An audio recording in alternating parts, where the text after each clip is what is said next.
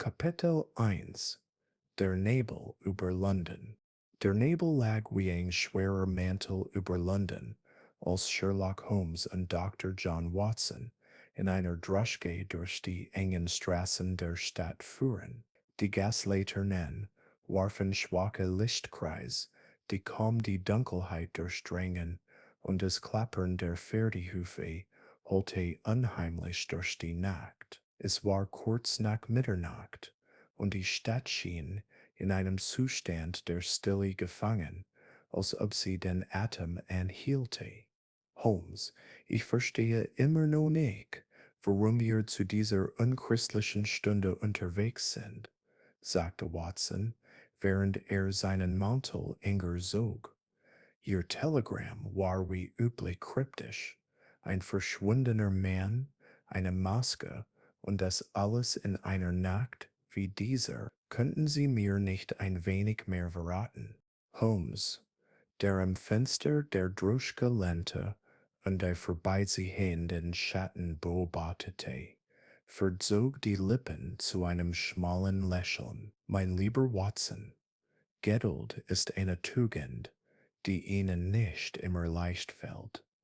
Die Einzelheiten werden sich bald offenbaren. Für den Moment genügt es zu wissen, dass wir zu einem Tatort in der Baker Street gerufen wurden, genauer gesagt, in die Nähe unserer eigenen Wohnung. Ein Mann soll dort verschwunden sein, unter Umständen, die selbst Inspektor Lestrade als höchst ungewöhnlich bezeichnet hat. Lestrade?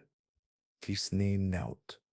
Watson, hab eine Augenbrau. Wenn uns ruft, muss es tatsächlich etwas Außergewöhnliches sein. Normalerweise würde lieber seine eigene Pfeife verschlucken, als ihre Hilfe in Anspruch zu nehmen. In der Tat, antwortet Holmes.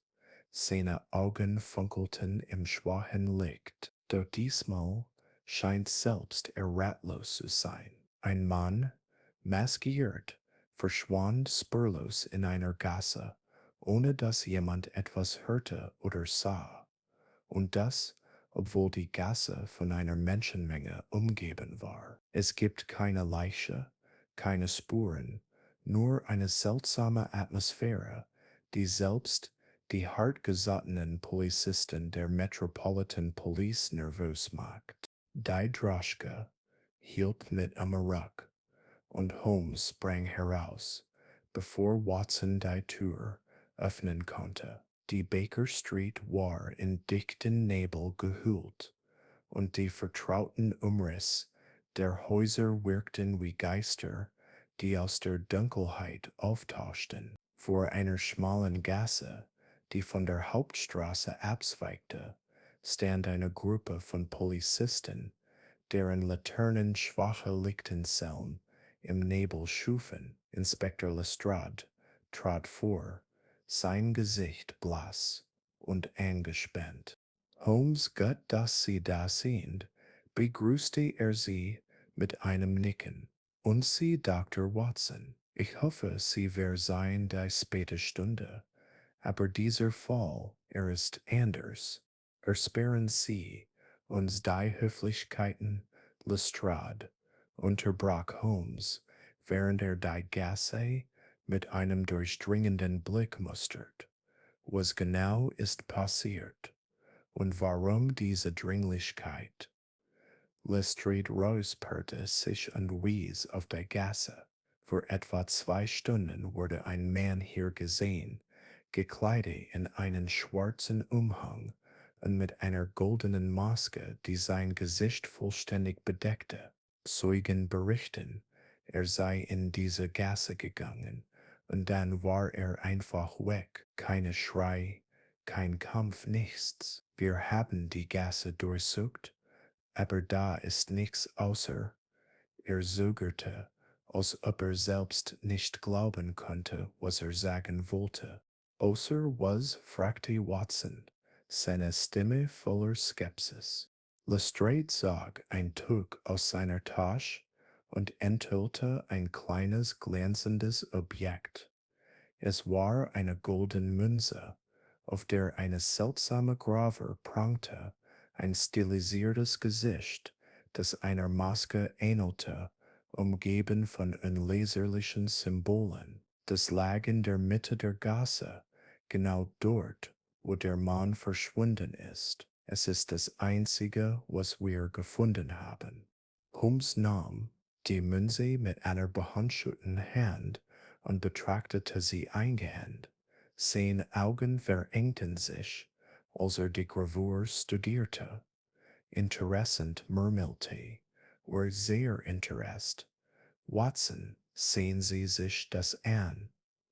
Die Symbole sind nicht zufällig. Sie erinnern an eine alte Schrift, vielleicht akkadisch oder eine Variation davon. Aber die Münze selbst ist modern.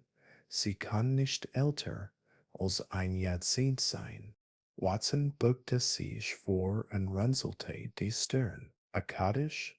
In London? Holmes? Was soll das bedeuten?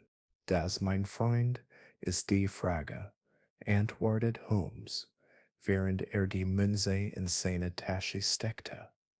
Lestrade, ich nehme an, Sie haben die Zeugen befragt. Natürlich, sagte Lestrade gereizt. In Ihrer Geschichten widersprechen sich.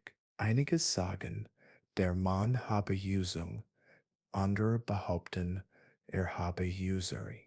Ein alter Bettler schwört, habe Usury, in wieder Mann in den Nebel hineingesogen wurde, als hätte der Nebel selbst ihn verschlungen. Unsinn, wenn Sie mich fragen. Unsinn ist oft nur ein Mangel in Perspektive, entgegnet Holmes scharf. Zeigen Sie mir die Gasse. Die drei Männer traten in die enge Gasse, die von hohen, rußgeschwärzten Mauern eingefasst war. Der Nebel war hier noch dichter, und die Luft roch nach feuchtem Stein und etwas Metallischem, das Watson nicht einordnen konnte. Holmes kniete sich hin, zog eine Lupe aus seiner Tasche und untersuchte den Boden. Seine Finger strichen über die Pflastersteine und er hielt inne, als er eine winzige Spur von goldenem Staub entdeckte. Faszinierend, sagte er leise. Watson, sehen Sie das? Goldstaub, aber nicht rein. Er ist mit einer Substanz vermischt, die ich nicht sofort identifizieren kann. Vielleicht ein Mineral oder eine chemische Verbindung. Und sehen Sie hier, die Steine sind an dieser Stelle leicht verschoben, als hätte jemand sie angehoben. In Geheimgang? Fragte Watson, seine Stimme eine Mischung aus Skepsis und Aufregung. Möglich, antwortet Holmes. Oder eine Ablenkung? Lestrade, ich brauche eine vollständige Liste der Zeugen und ihre Aussagen. Außerdem möchte ich, dass diese Gasse bis morgen früh abgesperrt bleibt. Lestrade nickte widerwillig. Sie denken, da steckt mehr dahinter, nicht wahr? Ich denke nicht, Lestrade. Ich beobachte, sagte Holmes cool, und meine Beobachtungen sagen mir, dass dieser Fall weit mehr ist als ein einfaches Verschwinden. Wir haben es mit etwas zu tun, das älter ist, als es auf den ersten Blick scheint, und weitaus gefährlicher. Als sie die Gasse verließen, spürte Watson ein Kribbeln im Nacken, als ob unsichtbare Augen sie beobachten. Der Nebel schien dichter zu werden, und für einen Moment glaubte er, ein leises Flüstern zu hören, das aus der Dunkelheit kam. Er schüttelte den Gedanken ab, aber Holmes' Gesichtsausdruck verriet, dass auch er etwas bemerkt hatte. Watson, sagte Holmes, als sie wieder in die Droschke stiegen, dieser Fall wird uns in Orte führen, die selbst ich nicht vorhersehen kann. Bereiten Sie sich vor, die Maske des Todes hat ihre Geheimnisse, und wir werden sie lüften. koste es, was es woll. Die Droschke setzte sich in Bewegung, und der Nebel verschluckte die Baker Street, als hätte sie nie existiert. Watson konnte nicht ahnen, dass dies der Beginn eines Abenteuers war, das ihre kühnsten Vorstellungen übersteigen würde. Kapitel 2: Das Rätsel der goldenen Maske. Der Morgen brach über London hierin, doch der Nebel, der die Stadt in der Nacht gefangen gehalten hatte, wich nur zögerlich dem grauen Licht des Tages. In der Wohnung in der Baker Street 221b saß Sherlock Holmes in seinem Schreibtisch, die golden Münze aus der Gasse vor sich, und hatte die Nacht damit verbracht, sie unter einer Lupe zu studieren, gelegentlich Notiz in sein ledergebundenes Notizbuch kritzelnd. Dr. Watson, der in einem Sessel am Common saß, blätterte durch die Morgenzeitung, fand jedoch keine Erwähnung des gestrigen Vorfalls. Holmes begann Watson, während die Zeitung zusammenfallte. Sie haben die ganze Nacht kein Auge zugetan. Diese Münze scheint Sie mehr zu beschäftigen, als Sie zugeben wollen. Was macht sie so besonders? Holmes lehnte sich zurück. Seine Finger spielten mit einem Bleistift, während seine Augen auf die Münze gerichtet blieben. Diese Münze, Watson, ist kein bloßes Andenken. Sie ist ein Schlüssel, oder vielmehr ein Fragment eines größeren Rätsels. Die Gravur, die ich gestern als möglicherweise akkadisch identifizierte, ist in Wahrheit eine Mischung aus mehreren alten Schriftsystemen, darunter auch Elemente des altägyptischen Demotischen. Das ist höchst ungewöhnlich. Es deutet auf eine absichtliche Verschleierung hin, als wollte jemand die wahre Bedeutung verbergen. Watson runzelte die Stirn. Aber warum sollte jemand eine moderne Münze mit solch alten Symbolen versen? Und was hat das mit dem maskierten Mann zu tun? Genau das, mein Freund, werden wir herausfinden, antwortet Holmes, während er aufstand und seinen Mantel vom Haken nahm. Doch zuerst benötigen wir mehr Informationen. Die Münze führt uns zu einem Mann, der uns weiterhelfen kann. Professor Alistair Crowley, ein Experte für antike Artefakte und Okkultismus in der Universität London. Er hat sich mit obskuren Symboliken beschäftigt, die unsere Münze zu tragen scheint. Wir werden ihn heute Vormittag aufsuchen.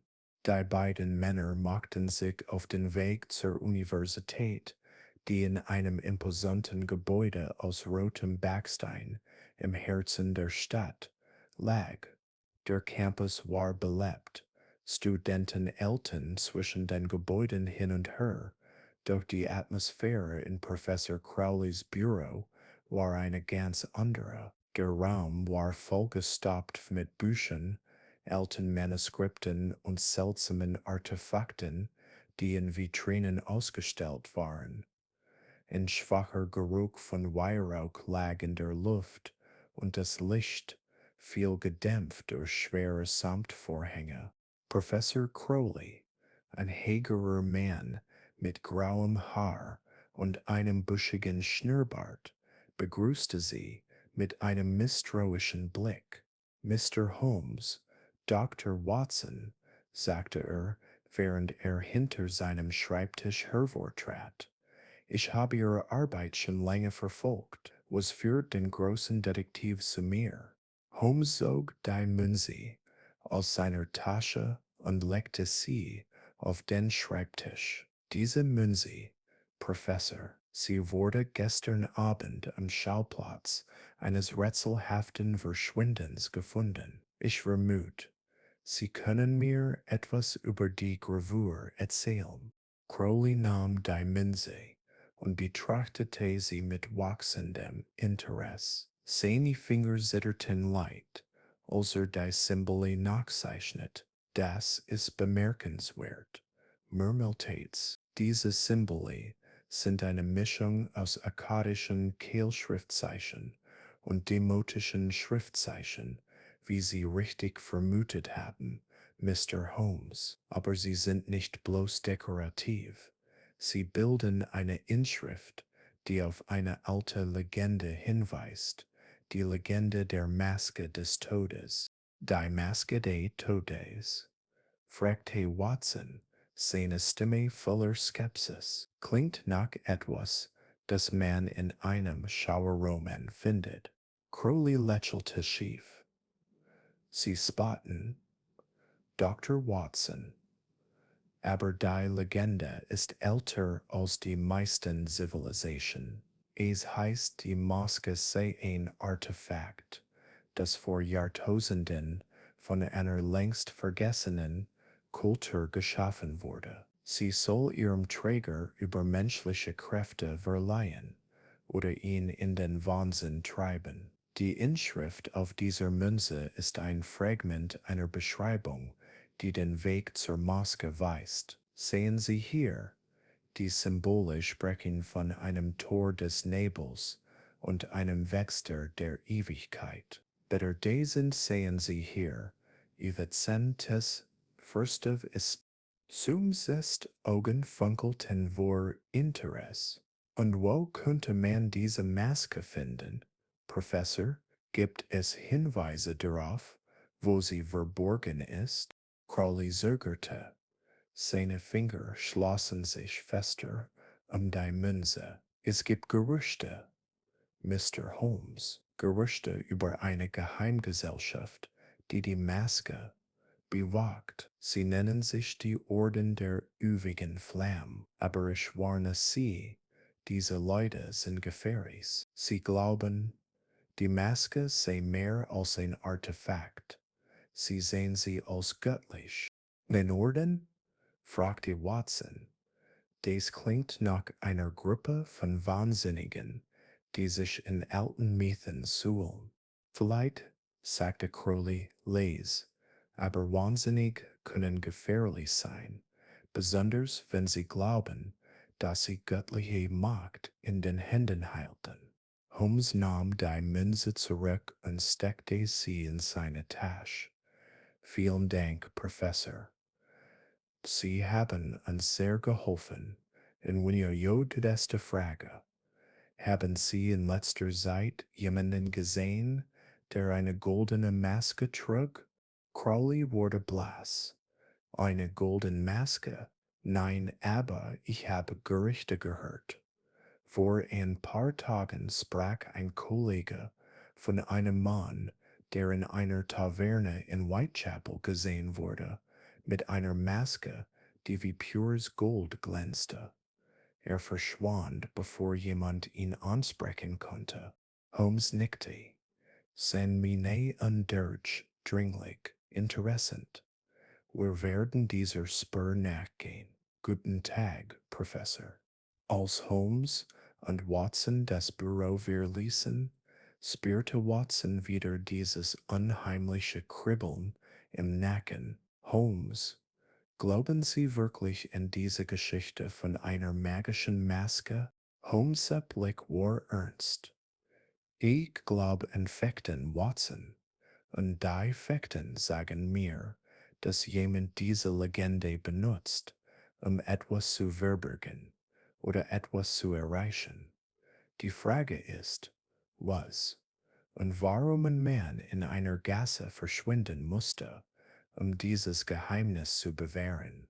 Die beiden Männer traten hinaus auf die belebten Straßen Londons, doch die Worte des Professors holten in ihren Gedanken weiter.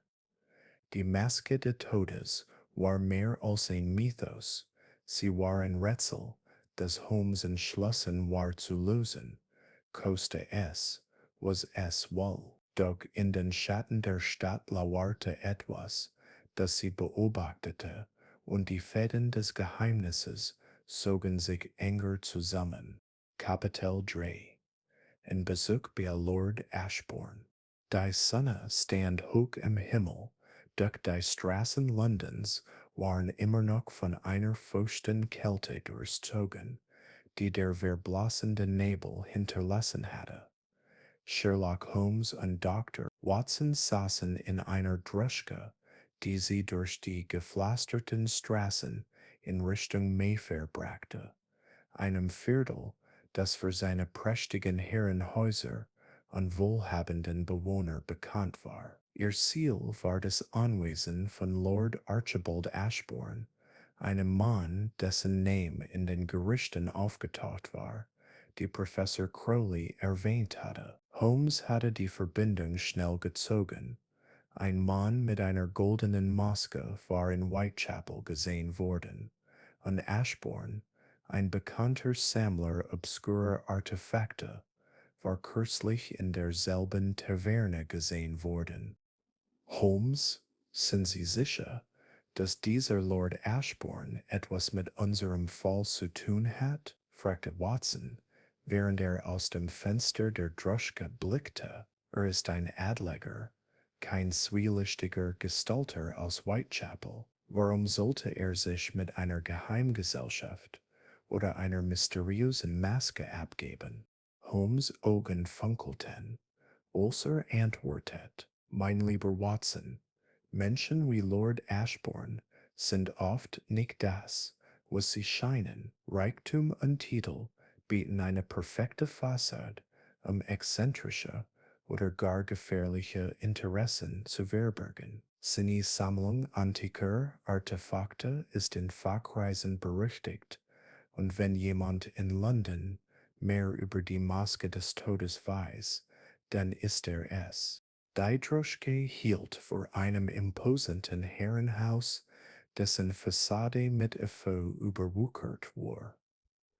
Die hohen Fenster schimmerten im Tageslicht, doch die Atmosphäre des Hauses wirkte seltsam bedrückend, als ob es Geheimnisse bewahrte, die nicht ans Licht kommen sollten. Ein Butler, ein hagerer Mann mit steckenden Augen, führte Holmes und Watson in einen opulenten Salon, wo Lord Ashbourne sie erwartet. Lord Ashbourne war ein Mann mittleren Alters, groß und schlank, mit einem sorgfältig gestutzten Bart und einem Lächeln, das mehr Berechnung als Wärme ausstrahlte. Er trug einen maßgeschneiderten Anzug, doch seine Hände waren mit seltsamen Ringen geschmückt, die mit unbekannten Symbolen graviert waren. Mr. Holmes, Dr. Watson, begrüßte er sie mit einer Stimme, die wie Samt klang. Welch seltener Besuch, was für den berühmten Detektiv in mein bescheidenes Heim. Holmes verschwendet keine Zeit mit Höflichkeiten. Lord Ashbourne, wir sind hier wegen eines Vorfalls in der Baker Street. Ein Mann, der eine goldene Maske trug, ist spurlos verschwunden. Wir haben Grund zu glauben, dass Sie Informationen über diese Maske besitzen. Ashburns Lächeln erstarrte für einen Moment, doch er erholte sich schnell. Eine goldene Maske, sagen Sie? Interessant. Ich sammle viele Artefakte, aber ich fürchte, eine solche Maske ist mir nicht bekannt. Er wies auf eine Vitrine in der Ecke des Raums, die mit antiken Statuen, Münzen und Schmuckstücken gefüllt war. Vielleicht möchten Sie meine Sammlung begutachten? Sie werden sehen, dass ich nichts dergleichen besitze. Holmes' Blick wanderte der Raum, seine Augen nahmen jedes Detail auf. Ihre Sammlung ist beeindruckend, Lord Ashbourne, und bald aber ich bin nicht hier, um Kunstwerke zu bewundern. Lassen Sie uns offen sprechen. Sie wurden vor einigen Tagen in einer Taverne in Whitechapel gesehen. In derselben Nacht, in der ein maskierter Mann dort gesichtet wurde. Was hatten Sie dort zu suchen? Ashbourne lacht leise, doch es klang gezwungen. Whitechapel? Meine Güte. Mr. Holmes, ich besuche gelegentlich solche Orte aus rein anthropologischem Interesse. Die Menschen dort haben ihre eigenen Geschichten, ihre eigenen Geheimnisse, aber ich versichere Ihnen, ich habe keinen Mann mit einer goldenen Maske gesehen. Watson, der bisher geschwiegen hatte, konnte sich nicht zurückhalten. Und doch scheint es ein seltsamer Zufall, dass sie genau dort waren, wo diese mysteriöse Gestalt auftaucht. Vielleicht wissen sie mehr, als sie zugeben wollen. Ashbourne habe eine Augenbraue, seine Miene wurde kühler. Vorsicht, Dr. Watson. Anschuldigungen ohne Beweise sind gefährlich. Ich bin ein Mann von Geschmack und Kultur, kein Verbrecher. Holmes trat einen Schritt näher in die Vitrine und betrachtete eine kleine Statuette, die eine maskierte Figur darstellte. Interessant, sagte er leise. Diese Statuette trägt Symbole, die denen auf der Münze ähneln, die wir gefunden haben, akkadisch, demotisch und eine Andeutung von etwas noch Älterem. Sagen Sie, Lord Ashbourne, woher stammt dieses Stück? Ashbourne zuckte kaum merklich zusammen, doch seine Stimme blieb ruhig. In Fund aus Mesopotamien, erworben auf einer Auktion in Kairo. Ein schönes Stück, aber kaum von Bedeutung für ihren Fall. Holmes lächelte schmal. Das werden wir sehen. Er zog die goldene Münze aus seiner Tasche und legte sie auf den Tisch. Erkennen Sie diese? Ashburns Blick fiel auf die Münze, und für einen Moment blitzte etwas in seinen Augen auf: Angst, Erkenntnis oder beides. Eine interessante Münze, sagte er langsam. Wo haben Sie sie gefunden? Das wissen Sie bereits, antwortet Holmes scharf. Und ich vermute, Sie wissen auch, dass sie mit der Maske des Todes in Verbindung steht. Ich rate Ihnen, uns alles zu erzählen, was Sie wissen, bevor die Angelegenheit unangenehm wird. Die Atmosphäre im Raum wurde spürbar angespannter. Ashbourne stand auf und ging zu einem Sideboard, wo er sich einen Brandy einschenkte. Sie sind ein Mann, der keine Ruhe gibt, Mr. Holmes, aber ich warne Sie, es gibt Dinge, die besser unangetastet bleiben. Die Maske, von der Sie sprechen, ist mehr als ein Artefakt. Sie ist ein Fluch. In Fluch? Watson konnte seinen Unglauben nicht verbergen. Das klingt nach Aberglauben, nicht nach Fakten. Nennen Sie es, wie Sie wollen, sagte Ashbourne, während er einen Schluck nahm. Aber die Legende besagt, dass die Maske ihren Träger verändert. Sie verleiht Macht, ja, aber zu einem Preis. Diejenigen, die sie tragen, verschwinden, nicht nur körperlich, sondern aus der Geschichte selbst. Es ist, als hätten sie nie existiert. Holmes' Augen verringten sich. Und doch scheint jemand entschlossen, diese Maske zu finden. Ashbourne zögerte, dann sprach er leise. Es gibt Gerüchte über einen Orden, die ewige Flamme. Sie glauben, die Maske sei der Schlüssel zu einer Art Unsterblichkeit. Souverän, ich bin nicht Teil dieses Wahnsinns. Ich sammle nur Artefakte. Ich beteilige mich nicht an ihren Ritualen. Holmes beobachtete ihn genau, seine Miene undurchdringlich. Wir werden sehen, ob ihre Worte der Wahrheit entsprechen, Lord Ashbourne. Aber ich warne Sie, wenn Sie uns etwas verheimlichen, werde ich es herausfinden. Als Holmes und Watson das Herrenhaus verließen, spürte Watson die Last des Gesprächs. Glauben Sie ihm, Holmes? Ewan Wash erschien nervös, aber nicht wie jemand, der direkt in die Sache verwickelt ist. Holmes' Blick war auf die Straße gerichtet, doch seine Gedanken waren weit entfernt. Asborn weiß mehr, als zugibt. Watson, seine Nervosität war nicht die eines Unschuldigen, sondern die eines Mannes, der zwischen Neugier und Angst gefangen ist. Die Statuette, die Münze, seine Anwesenheit in Whitechapel, all das sind Fäden eines größeren Netzes, und ich beabsichtige, dieses Netz zu entwirren.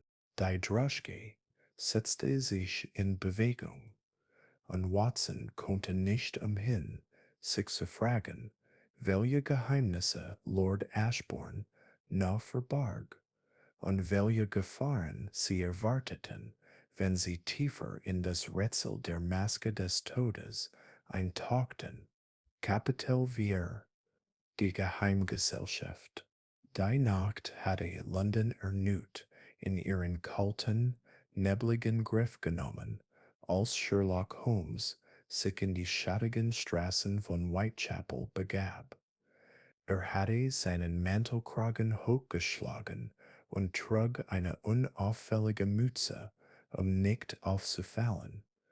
Watson war auf Holmes' Anweisung hin in der Baker Street geblieben, um die Aufzeichnungen über die bisherigen Hinweise zu ordnen und mögliche Verbindungen zwischen Lord Ashbourne und der Münze zu analysieren. Der Holmes wusste, dass die Antworten auf die Fragen, die ihn plagten, nicht in Büchern oder Archiven lagen, sondern in den dunklen Ecken der Stadt, wo die Gerüchte über die ewige Flamme flüsterten. Sie Nachforschungen hatten ihn zu einer verfallenen Kapelle am Rande von Whitechapel geführt, einem Ort, der einst ein Heiligtum war, nun aber von den Bewohnern der Gegend gemieden wurde. Professor Crowley hatte vage von einem verborgenen Tempel gesprochen, und ein Trunkenbold in einer Taverne hatte, nach einigen Gläsern Gin, von seltsamen Gestalten in Kapuzen gemurmelt, die sich in der alten Kapelle versammelten. Holmes war kein Mann, der sich auf Gerüchte verließ, aber er wusste, dass selbst die wildesten Geschichten oft einen Kern Wahrheit enthielten. Die Kapelle ragte wie ein gespenstischer Schatten aus dem Nebel auf, ihre zerbrochenen Fenster starrten wie leere Augen in die Nacht. Holmes näherte sich laut, seine Sinne geschärft. In schwaches Licht flackerte durch die Ritzen der verroteten Holztür, und gedämpfte Stimmen drangen an sein Ohr. Er kniete sich neben die Mauer, zog ein kleines Teleskoprohr aus seiner Tasche und spähte durch ein zerbrochenes Fenster. Im Inneren der Kapelle bot sich ein Anblick, der selbst Holmes' stählerne Nerven auf die Probe stellte. Eine Gruppe von etwa einem Dutzend Gestalten in schwarzen Kapuzenmänteln stand im Kreis um einen steinernen Altar, auf dem eine goldene Maske lag, die im Licht von Fackeln unheilvoll schimmerte. Die Maske war von exquisiter Machart, ihre Züge fremdartig und doch seltsam lebendig, als ob sie die Anwesenden beobachtete. Ein Mann in einer roten Robe, offenbar der Anführer, stand vor dem Altar und intonierte Worte in einer Sprache, die Holmes nicht sofort einordnen konnte, eine Mischung aus Latein und etwas Älterem, vielleicht Aramäisch. Brüder und Schwestern der ewigen Flamme, sprach der Anführer, seine Stimme hallte durch die Kapelle, die seit der Erfüllung naht. Die Maske des Todes wird uns die Pforte öffnen, und der Wächter der Ewigkeit wird uns seine Macht schenken. Dafür müssen wachsam sein, und Schatten hat begonnen, unsere Pläne zu durchkreuzen. Holmes' Augen verengten sie. Ihr wusste, dass dieser Schatten niemand anderes als er selbst war. Die Erwähnung der Maske bestätigte seine Vermutung. Sie war das Zentrum dieses Rätsels, und die Geheimgesellschaft war bereit, alles zu tun, um sie zu schützen oder zu nutzen. Plötzlich spürte Holmes eine Bewegung hinter sich. Er wirbelte herum, gerade rechtzeitig, um einem Mann auszuweichen, der mit einem Knüppel auf ihn zusprang. Der Angreifer war maskiert, seine Augen glühten vor Fanatismus. Holmes parierte den Schlag mit seinem Gehstock, ein gezielter Hieb gegen das Handgelenk des Angreifers ließ den Knüppel zu Boden fallen. Mit einer schnellen Bewegung packte Holmes den Mann am Kragen und drückte ihn gegen die Mauer. Wo seid ihr? Zischte Holmes. Was wollt ihr mit der Maske? Der Mann lacht heiser. Seine Stimme war von einem unheimlichen Eifer durchdrungen. Du wirst es nicht verstehen, Detektiv. Die Maske ist der Schlüssel zur Ewigkeit. Sie gehört uns, und niemand wird uns aufhalten. Bever Holmes weitere Fragen stellen konnte, ertönte ein lauter Pfiff aus der Kapelle. Die Gestalten im Inneren hatten etwas bemerkt. Holmes ließ den Mann los, der sofort in die Dunkelheit floh und zog sich in die Schatten zurück. Die Kapellentür flog auf, und mehrere Kapuzenmänner stürmten heraus, ihre Fackeln durchschnitten den Nebel wie suchende Augen. Holmes wusste, dass er sich schnell entscheiden musste. Er glitt lautlos um die Ecke der Kapelle und entdeckte einen schmalen Seiteneingang, der halb von Unkraut verdeckt war. Im Inneren der Kapelle war der Kreis der Gestalten aufgelöst, die Maske war vom Altar verschwunden. Holmes' Blick fiel auf den Boden, wo ein schwacher Kreis aus goldenem Staub lag, ähnlich dem, den er in der Gasse gefunden hatte. Er kniete sich hin und sammelte eine Probe in ein kleines Glasröhrchen. Seine Finger strichen über den Altar, wo er feine Kratzsporen entdeckte, als ob etwas Schweres darüber gezogen worden war. Ein Geheimgang? Es war eine Möglichkeit, die er nicht ausschließen konnte. Die Stimmen der Kapuzenmänner kamen näher, und Holmes wusste, dass er nicht länger bleiben konnte. Er schlüpfte durch den Seiteneingang zurück in die Nacht und machte sich auf den Weg zur Baker Street. Sein Herz schlug schneller, nicht vor Angst, sondern vor der Erregung der Jagd. Die juige Flamme war real, und ihre Rituale waren kein bloßer Aberglaub. Sie waren eine Bedrohung. Als er in der Baker Street ankam, fand er Watson vor, der über einem Stapel Notizen brütet.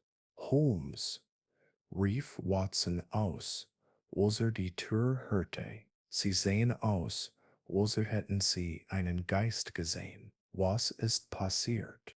Holmes zog seinen Mantel aus und warf ihn über einen Stuhl. Keinen Geist, Watson, sondern etwas weitaus Beunruhigenderes. Ich habe die Geheimgesellschaft gefunden, den Orden der ewigen Flamme. Sie verehren die Maske des Todes und führen Rituale durch, die älter sind, als ich vermutet hatte. Aber ich habe auch etwas anderes gefunden. Er hielt das Glasröhrchen mit dem goldenen Staub hoch. Das ist der Schlüssel zu mehr Antworten. Ich werde es morgen analysieren lassen. Watson runzelt die Stirn. Und die Maskes? Haben sie gesehen? Oh ja, sagte Holmes, seine Stimme leise, aber entschlossen. Sie ist real, Watson, und sie ist gefährlicher, als wir ahnen konnten. Der Orden wird nicht ruhen, bis sie die Maske in ihren Besitz bringen oder bis wir sie stoppen. Die Nacht wurde stiller, doch in Holmes' Geist wirbelten die Gedanken. Die Maske des Todes war kein bloßer Mythos, sondern eine Macht, die Menschen zu Wahnsinn und Verzweiflung trieb, und irgendwo in den Schatten Londons lauerte der nächste Zug in diesem tödlichen Spiel. Kapitel 5 Watsons Entführung.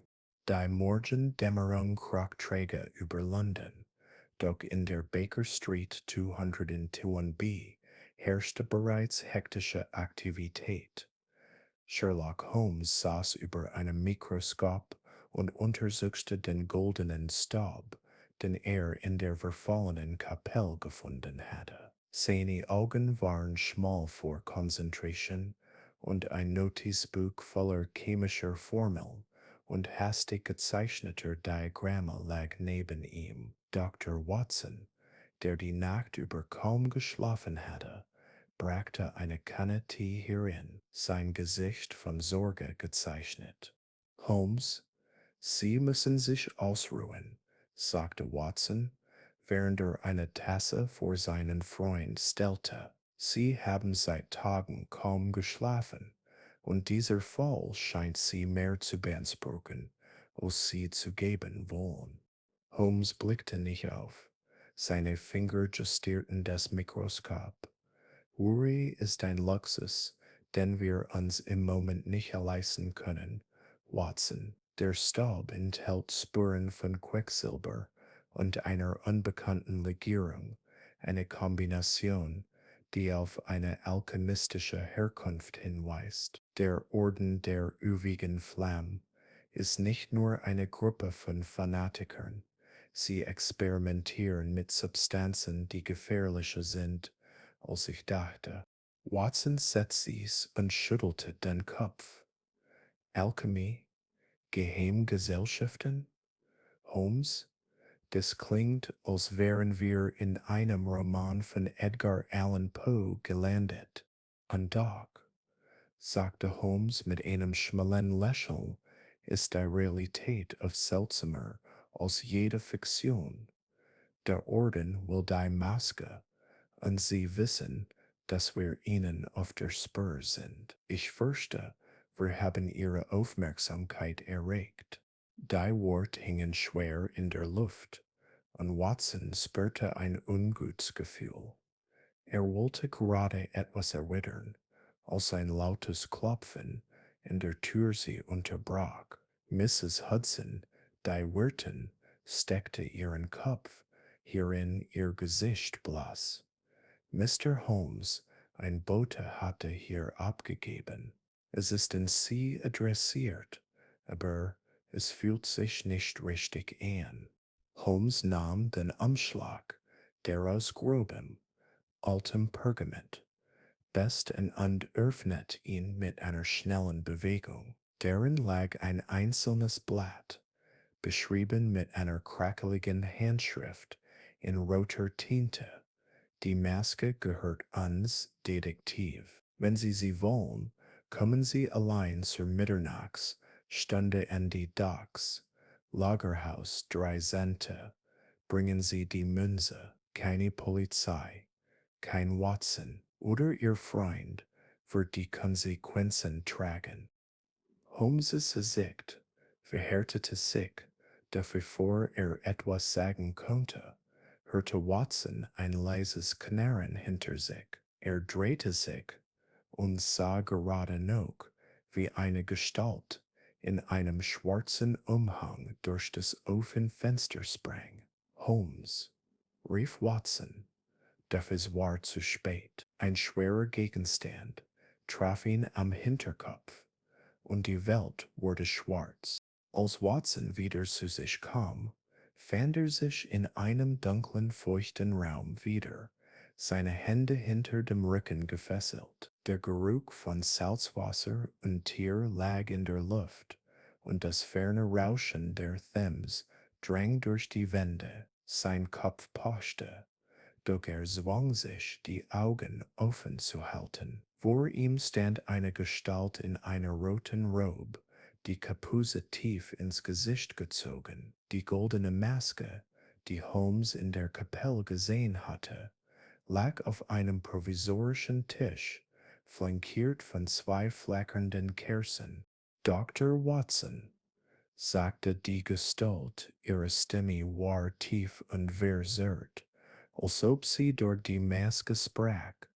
Sie sind ein Bauer in einem Spiel, das weit größer ist, als Sie begreifen. Ihr Freund Holmes ist ein Problem, aber er wird lernen, sich zu fügen. Watson biss die Zähne zusammen. Wenn Sie glauben, dass Holmes sich erpressen lässt, kennen Sie ihn schlecht. Wer sind Sie? Why sind Sie? Was wollen Sie mit dieser Maske? Die Gestalt lacht. Ein kaltes, hohles Geräusch. Die Maske ist der Schlüssel zur Ewigkeit, Doktor. Sie öffnet Türen, die kein Sterblicher je durchschreiten sollte. Aber Holmes bedroht unsere Pläne, und sie sind der Preis, den zahlen wird, wenn nicht gehorcht. Währenddessen war Holmes in der Baker Street in Aufruhr. Die Nachricht hatte ihn kalt erwischt, doch sein Verstand arbeitete mit der Präzision einer Maschine. Mrs. Hudson rief er, während seinen Mantel griff, schicken Sie ein Telegramm an Inspektor Lestrade. Sagen Sie ihm, er soll sich bereithalten, aber nicht eingreifen, bis ich es sage. Watson ist in Gefahr. Untersuchte den Raum, wo Watson entführt worden war. Am Fenster fand eine winzige Spur des goldenen Staubs, identisch mit dem aus der Kapelle. Sie sind unvorsichtig geworden, murmelte Holmes, und das wird euer Untergang sein. Steckte die Probe ein und machte sich auf den Weg zu den Docks, die Münze fest in seiner Tasche. Die Docks von London waren ein Labyrinth aus Lagerhäusern und verlassenen Schiffen, durchzogen von Nebel und dem Gestank von Fisch und Tier. Holmes bewegte sich lautlos, seine Sinne geschärft. Lagerhaus 13 war ein baufälliges Gebäude, dessen Türen halb offen standen. Trat ein, die Münze in der Hand, bereit, sie als Verhandlungsmasse zu nutzen.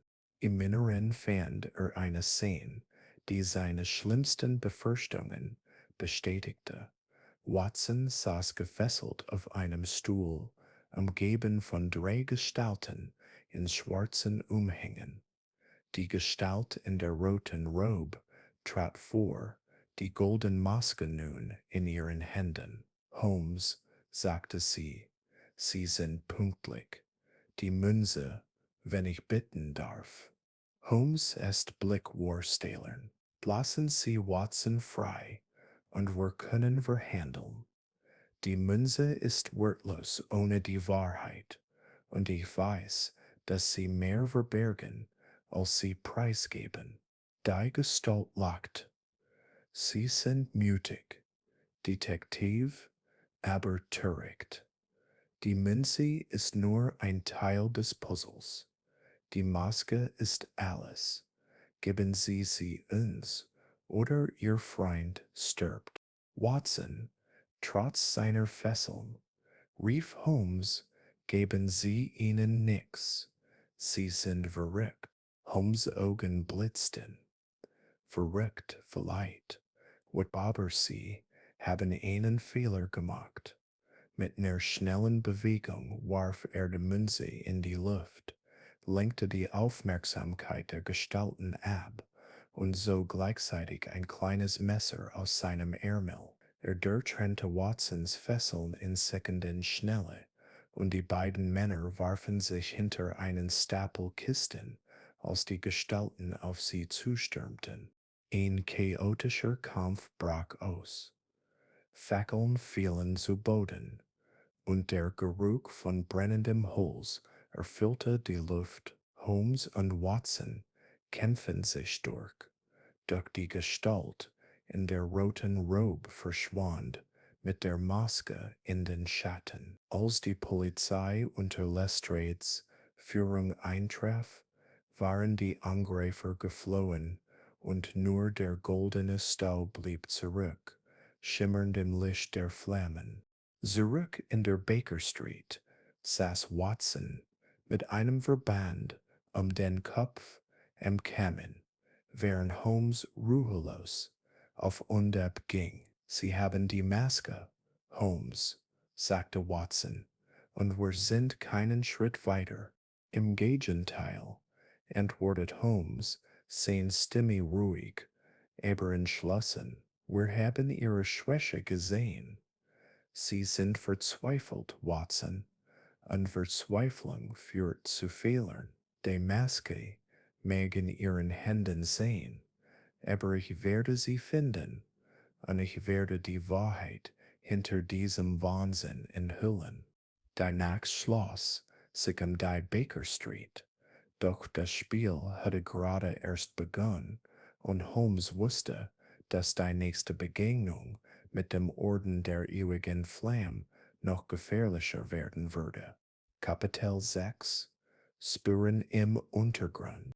Die Luft in der Baker Street 221b war schwer von der Anspannung der vergangenen Nacht. Dr. Watson saß am Esstisch, einen Becher Kaffee in der Hand, während er die Schramme in seinem Hinterkopf betastet. Die Entführung hatte ihn erschüttert, doch seine Entschlossenheit, Holmes zu unterstützen, war ungebrochen. Sherlock Holmes selbst stand im Fenster, die Arme hinter dem Rücken verschränkt, und starrte hinaus in den grauen Morgen. Seine Gedanken waren ein Wirbel aus Fakten, Hypothesen und dem unerbittlichen Drang, die Maske des Todes zu finden.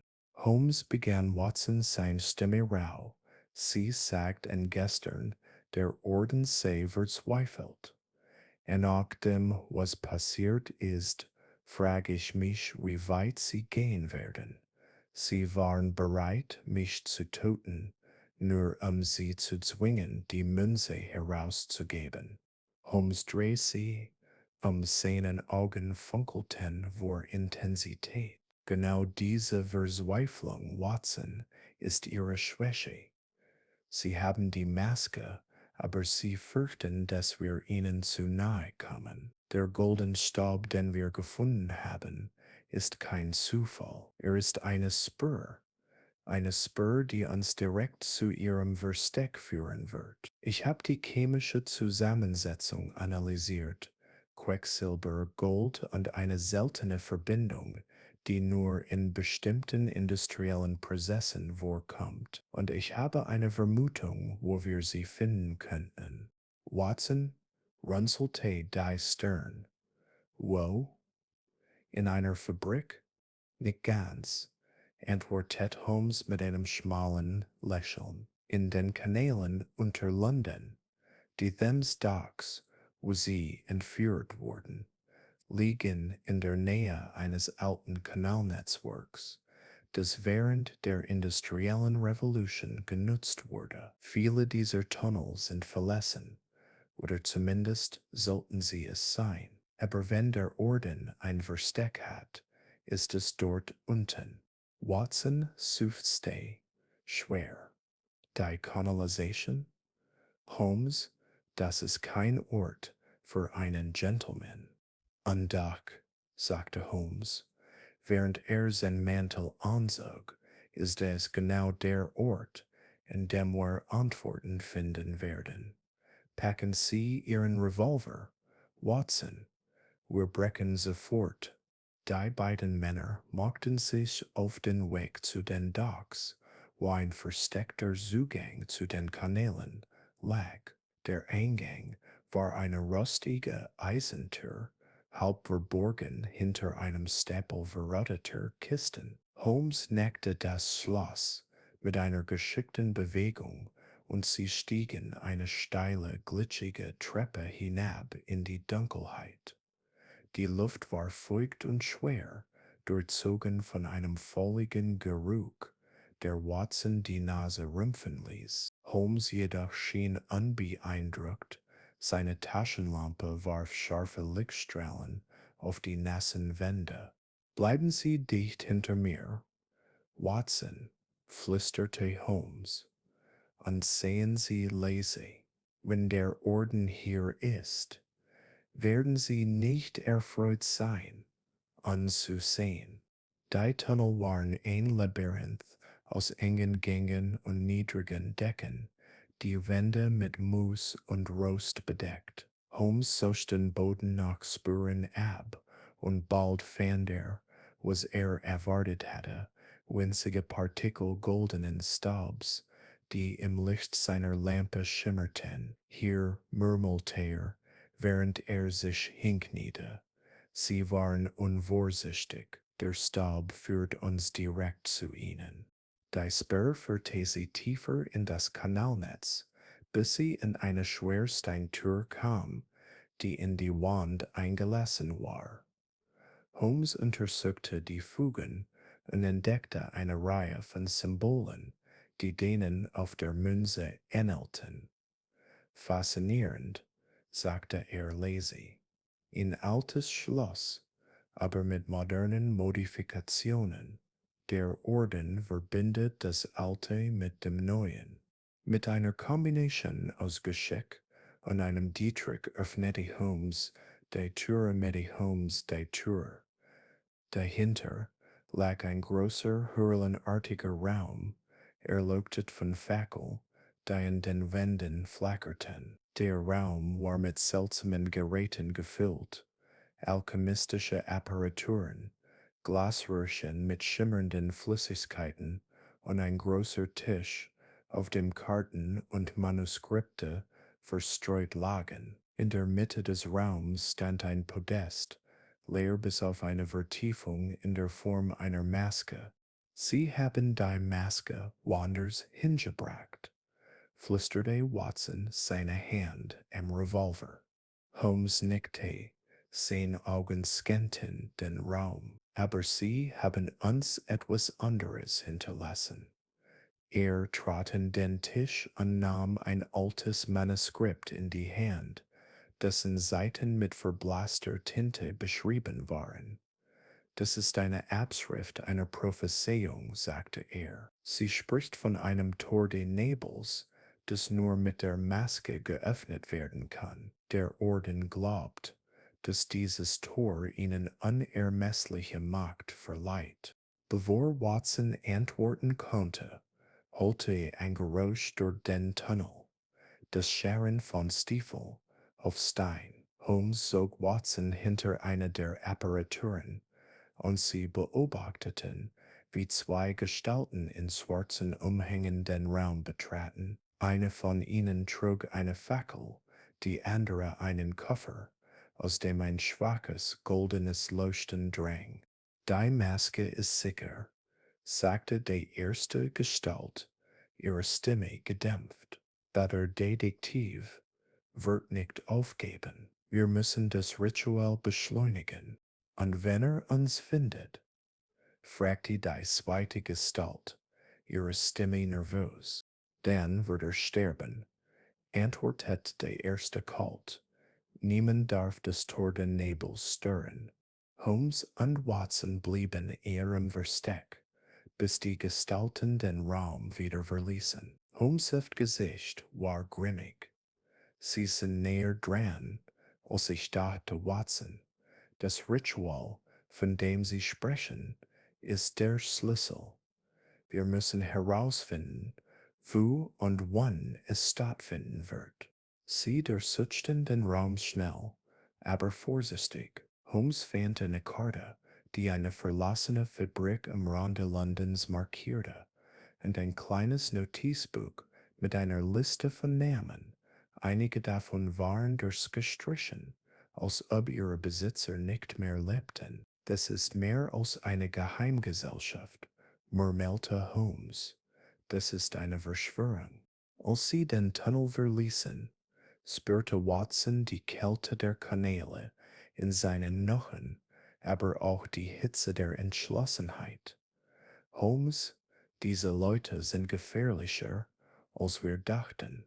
Wenn sie dieses Tor öffnen, was wird dann geschehen?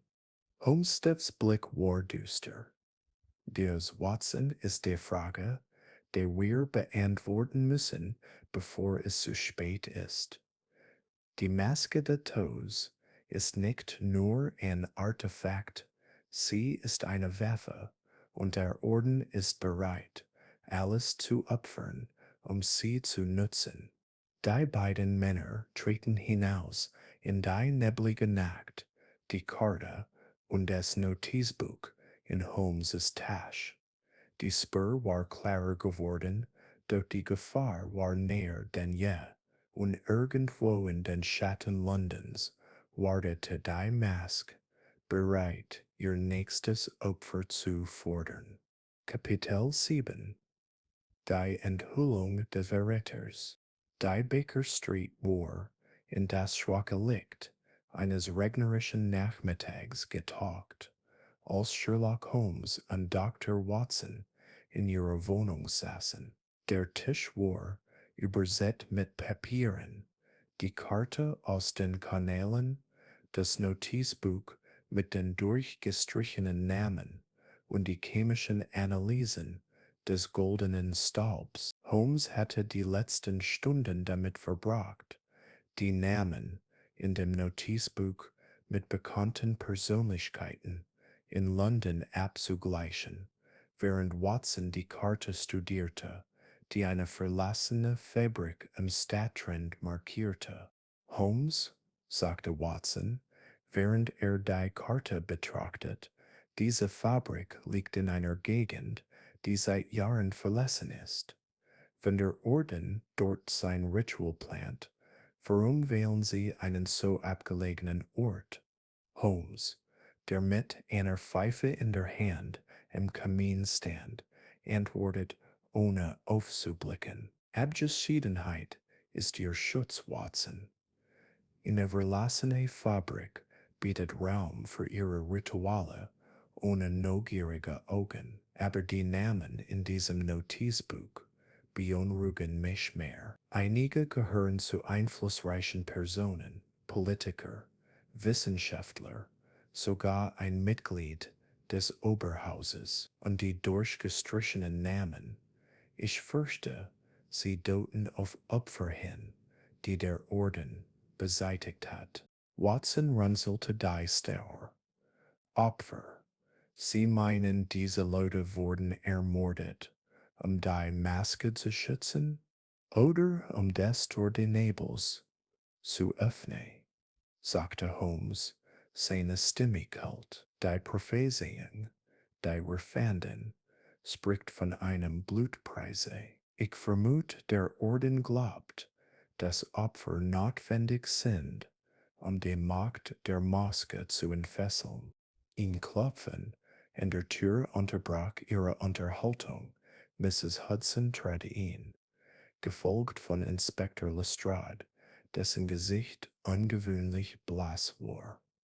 Holmes Watson begrüßte er sie mit einem Nicken. Ich habe Neuigkeiten, aber ich fürchte, sie sind nicht gut. Holmes hob eine Augenbrau. Sprechen Sie, Lestrade. Wir haben keine Zeit für Umschweif. Lestrade zog ein sehr knittertes Stück Papier aus seiner Tasche und legte es auf den Tisch. Das wurde heute Morgen in meinem Büro abgegeben. Es ist eine Liste, und einige der Namen darauf stimmen mit denen in Ihrem Notizbuch überein. Aber sehen Sie sich den letzten Namen an. Holmes nahm das Papier und las die Liste. Sein Gesicht versteinerte, als sein Blick auf den letzten Namen fiel. Dr. John Watson. Das ist eine Drohung, sagte er leise. Der Orden weiß, dass wir ihnen auf der Spur sind, und sie versuchen, uns zu entmutigen. Watson lachte bitter. Sie haben mich bereits entführt, Holmes. Was wollen Sie noch? Doch Holmes' Aufmerksamkeit war auf etwas anderes gerichtet. Er ging zum Fenster und blickte hinaus, als ob er etwas suchte. Lestrade, wer hat Ihnen dieses Papier gegeben? In Boot, antwortete Lestrade, ein Junge, kaum älter als 12. Er sagte, ein Mann in einem schwarzen Umhang habe ihm einen Schilling gegeben, es abzugeben. Holmes ist, Augen verengten sie. Und woher wussten Sie von dem Notizbuch? Lestrade, ich habe Ihnen nichts davon erzählt. Lestrade wurde sicklich nervös. Nun, ich hab Gerüchte gehört. Sie wissen, wie schnell sich Neuigkeiten in Scotland Yard verbreiten. Holmes trat näher. Sein Stimme war wie Stahl. Gerichte? Oder haben Sie Informationen von jemandem erhalten, der näher am Orden steht, als Sie zugeben wollen? Watson stand auf, seine Hand instinktiv am Revolver. Holmes, was sagen Sie da? Lestrade ist auf unserer Seite. Doch Holmes' Blick blieb auf Lestrade gerichtet. Bin ich Ihnen zu nahe gekommen, Inspektor? Ihre plötzlichen Besuche, Ihre Kenntnis von Details, die Sie nicht wissen sollten, und jetzt diese Liste, die Sie uns so bequem präsentieren. Sagen Sie mir, warum Ihr Name nicht in dem Notizbuch steht, obwohl Sie so tief in diesen Fall verwickelt sind. Lestrade wich einen Schritt zurück, sein Gesicht war eine Maske aus Schock und Wut. Das ist absurd, Holmes. Ich riskiere meinen Hals, Ihnen zu helfen, und Sie beschuldigen mich des Verrats. Nicht ohne Grund, sagte Holmes und zog ein kleines Stück Stoff aus seiner Tasche. Es waren Fetzen eines schwarzen Umhangs, identisch mit denen, die der Orden trug, und es trug einen schwachen Geruch von Tabak, denselben Tabak, den Lestrade rauscht. Das fand ich in den Kanälen, nahe der Stelle, wo die Maske aufbewahrt wurde. Ein Zufall, Inspektor. Watson starrt Lestrade. In seinen Gedanken rasten. Holmes, das kann nicht stimmen. Lestrade hat uns mehr unterstützt. Lestrade schüttelte den Kopf. Seine Hände zitterten. Ich schwöre, Holmes, ich habe nichts mit diesen Wahnsinnigen zu tun. Ja, ich war in den Kanälen. Ich habe meine eigenen Ermittlungen angestellt, nachdem sie mir von dem goldenen Staub erzählten. Ich wollte ihnen helfen, aber ich habe niemanden vom Orden getroffen. Holmes' Blick war unerbittlich. Und da fanden sie es nicht nötig, uns davon zu erzählen. Ihre Geheimniskrämerei hat Watson in Gefahr gebracht. Wenn Sie unschuldig sind, Lestrade, dann beweisen Sie es, sagen Sie mir, wer Ihnen von dem Notizbuch erzählt hat. Lestrade zögerte, dann sprach er leise, war ein Informant, ein Mann, der behauptete, den Orden zu kennen. Er sagte, er wolle aussteigen, aber er fürchtete sein Leben. Er gab mir die Liste und bat mich, sie zu warnen. Holmes' Gesicht blieb undurchdringlich. Und ein Informant, sagen Sie, und wo ist dieser Mann? Murmelte Lestrade, wurde gestern Nacht in Whitechapel gefunden. Erstocken. Ich wollte es Ihnen heute sagen, aber dann kam diese Liste. Da still im Raum war erdrückend. Watson spürte, wie sein Vertrauen in Lestrade wankte, doch Holmes' siffte nächste Worte überraschten ihn. Ich glaube Ihnen, Lestrade Forrest, aber ich warne Sie, wenn ich herausfinde, dass Sie uns hintergehen, wird es keine Gnade geben. Lestrade nickte. Sein Gesicht ist fahl. Ich verstehe. Holmes, Ich werde Ihnen alles liefern, was ich finde, aber seien Sie vorsichtig. Der Orden ist näher, als Sie denken. Nachdem Lestrade gegangen war, sank Watson zurück in seinen Sessel. Holmes, wie können wir sicher sein, dass die Wahrheit sagt? Und wenn es nicht ist, wer dann? Holmes zündete seine Pfeife an. Der Rauch kringelte sich in die Luft. Vertrauen ist ein Luxus, den wir uns nicht mehr leisten können, Watson. Aber Lestrades Angst war echt. Entweder ist ein Opfer des Ordens, oder spielt ein gefährliches Doppelspiel. So oder so, wir müssen schneller handeln. Die Fabrik auf der Karte ist unser nächster Schritt. Dort wird das Ritual stattfinden, und dort werden wir die Maske finden. Die Regenwolken verdunkelten den Himmel, und Watson spürte eine Kälte, die nicht vom Wetter kam. Der Verrat, ob von Lestrade oder einem anderen, hatte einen Schatten über ihre Mission geworfen. Der Holmes' Entschlossenheit war ungebrochen, und Watson wusste, dass sie dem Geheimnis der Maske des Todes näher kamen, auch wenn der Preis dafür höher wurde, als je gefürchtet hatte. Kapitel 8: Das Geheimnis der Inschrift.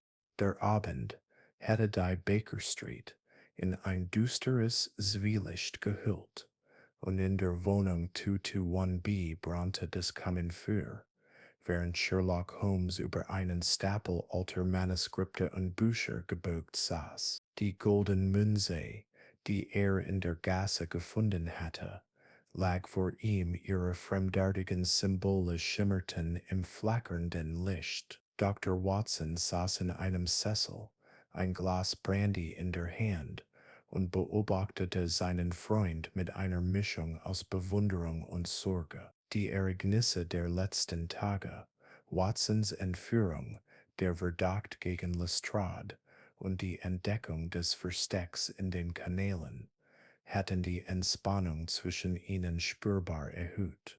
Holmes, begann Watson, während sein Glas abstellte, Sie haben seit Stunden kein Wort gesagt. Diese Münze scheint Sie mehr zu beschäftigen, als Sie zu geben wollen. Haben Sie etwas Neues herausgefunden? Holmes hob den Blick. Seine Augen funkelten vor Intensität. Die Münze, Watson, ist mehr als ein Artefakt. Sie ist ein Schlüssel zu einer Wahrheit, die der Orden der ewigen Flamme jeden Preis verbergen will. Die Symbole darauf sind keine bloße Dekoration, sie sind eine verschlüsselte Botschaft, die auf eine Prophezeiung hinweist, die älter ist als die Stadt, in der wir stehen. Watson runzelte die Stirn. In Prophezeiung? Sie meinen, wie die wir in den Kanälen gefunden haben, vom Tor des Nebels. Genau, antwortet Holmes, während ein sehr foliertes Buch aufschlug, dessen Seiten mit alten Schriftzeichen bedeckt waren. Aber die Münze enthält einen spezifischeren Hinweis. Die Symbole sind eine Kombination aus akkadischer Keilschrift, demotischen Zeichen und etwas, das sich zunächst für ein Dialekt der alten Aramäer hielt. Doch nach einer eingehenden Analyse und mit Hilfe eines obskuren Textes aus der British Library habe ich festgestellt, dass es sich um eine Hybrid-Schrift handelt, die von einer längst vergessenen Kultur entwickelt wurde, die in Mesopotamien blühte. Schob die Münze zu Watson und zeigte auf die Graver. Sehen Sie hier. Die Zeichen bilden eine Sequenz, die sich übersetzen lässt. Die Maske öffnet das Tor, da nur das Blut der Auserwählten wird den Vektor erwecken. Das ist nicht nur eine Prophezeiung, Watson, es ist eine Anleitung. Watson spürte ein Kribbeln im Nacken.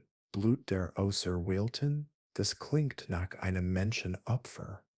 Holmes, glauben Sie, der Orden plant so etwas? Holmes nickte grimmig. Die durchgestrichenen Namen in dem Notizbuch, das wir fanden, könnten die Namen dieser Auserwählten sein. Der Orden scheint zu glauben, dass die Maske des Todes ein Ritual erfordert, bei dem Blut vergossen wird, um das sogenannte Tor des Nebels zu öffnen. Was dieses Tor ist, bleibt unklar. Eine physische Pforte, ein metaphysisches Konzept oder etwas gänzlich anderes. Aber eines ist sicher, sie sind bereit, alles zu tun, um ihr Ziel zu erreichen. Den Klopfen in der Tür unterbrach ihre Unterhaltung.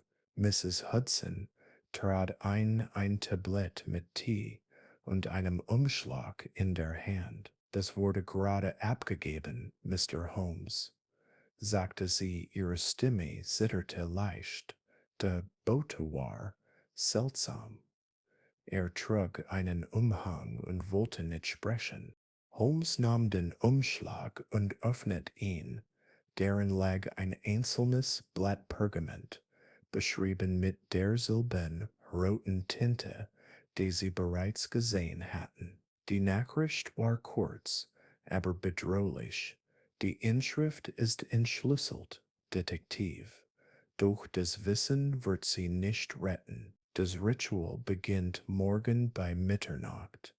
Kommen Sie zur Fabrik, wenn Sie es wagen. Die Maske wartet.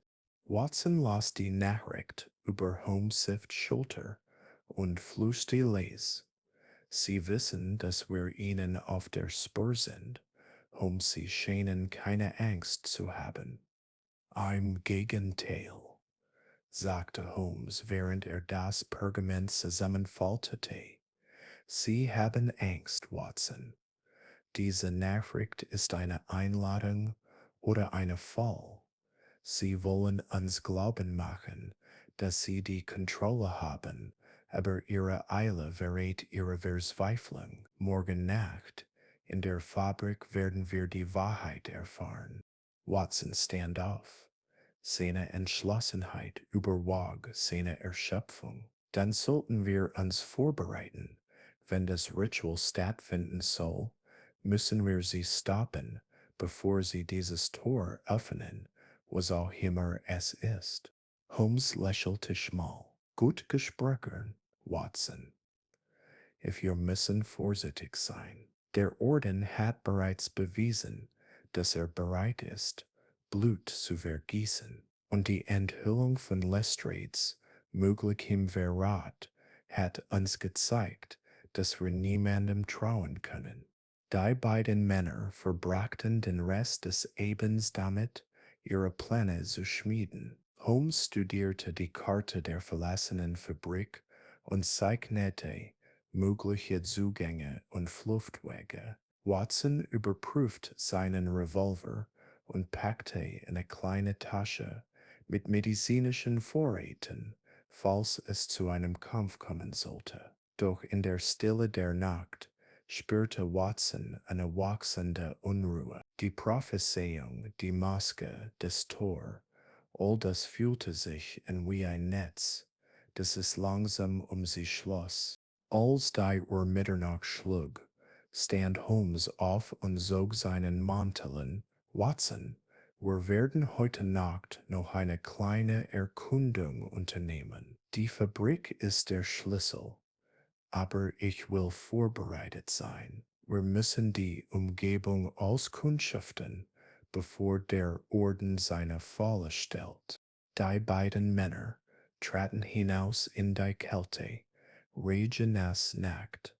Danach die verlassene Fabrik lag am Rande Londons, ein düsteres Relikt der industriellen Ära, umgeben von verfallenen Lagerhäusern und überwucherten Gleisen. Als sie sich näherten, bemerkte Holmes ein schwaches Flackern in einem der Fenster, ein Zeichen von Bewegung. Er bedeutet Watson, still zu sein, und sie schlichen sich näher. Durch ein zerbrochenes Fenster sahen sie eine Gruppe von Gestalten in schwarzen Umhängen, die sich um einen großen steinernen Kreis versammelt hatten, der in den Boden eingelassen war. In der Mitte des Kreises lag die goldene Maske, umgeben von Kerzen, die in einer unheimlichen Symmetrie angeordnet waren. Eine Gestalt in einer roten Robe sprach Worte in einer fremden Sprache, und der goldene Staub, der Holmes so vertraut war, schwebte in der Luft, als ob er von einer unsichtbaren Kraft gelenkt wurde. Sie buried in das Ritual vor, flüsterte Holmes. Aber sehen Sie, der Kreis. Er ist unvollständig. Sie warten auf etwas oder jemanden. Watson spürte, wie sein Herz schneller schlug. Den Auserwählten, Holmes, wir müssen sie jetzt stoppen. No nie, sagte Holmes. Wir brauchen Beweise und wir müssen wissen, wer hinter dieser roten Robe steckt. Aber wir haben wenig Zeit. Morgen Nacht wird alles entschieden. Als sie sich zurückzogen, hörte Watson ein leises Flüstern im Wind, als ob die Maske selbst zu ihnen sprach. Er schüttelte den Gedanken ab, doch Holmes' Gesichtsausdruck verriet, dass auch er etwas gespürt hatte. Die Inschrift war entschlüsselt, die Prophezeiung enthüllt, doch die wahre Bedeutung der Maske des Todes lag noch immer in den Schatten, und die Nacht des Rituals würde mehr als nur Antworten bringen. Kapitel 9. Die Falle im Theater. Die Nacht war hier entbrochen, und der Nebel Londons hatte sich wie ein Leichentuch über die Stadt gelegt. Sherlock Holmes und Dr. Watson standen vor dem Royal Theater, einem prächtigen Gebäude im Herzen der Stadt, dessen vergoldete Fassade im schwachen Licht der Gaslaternen glänzte. Doch die Schönheit des Theaters konnte die düstere Vorhangung nicht vertreiben, die beide Männer ergriffen hatte. Die Nachricht des Ordens, die Holmes am Vorabend erhalten hatte, war eindeutig gewesen.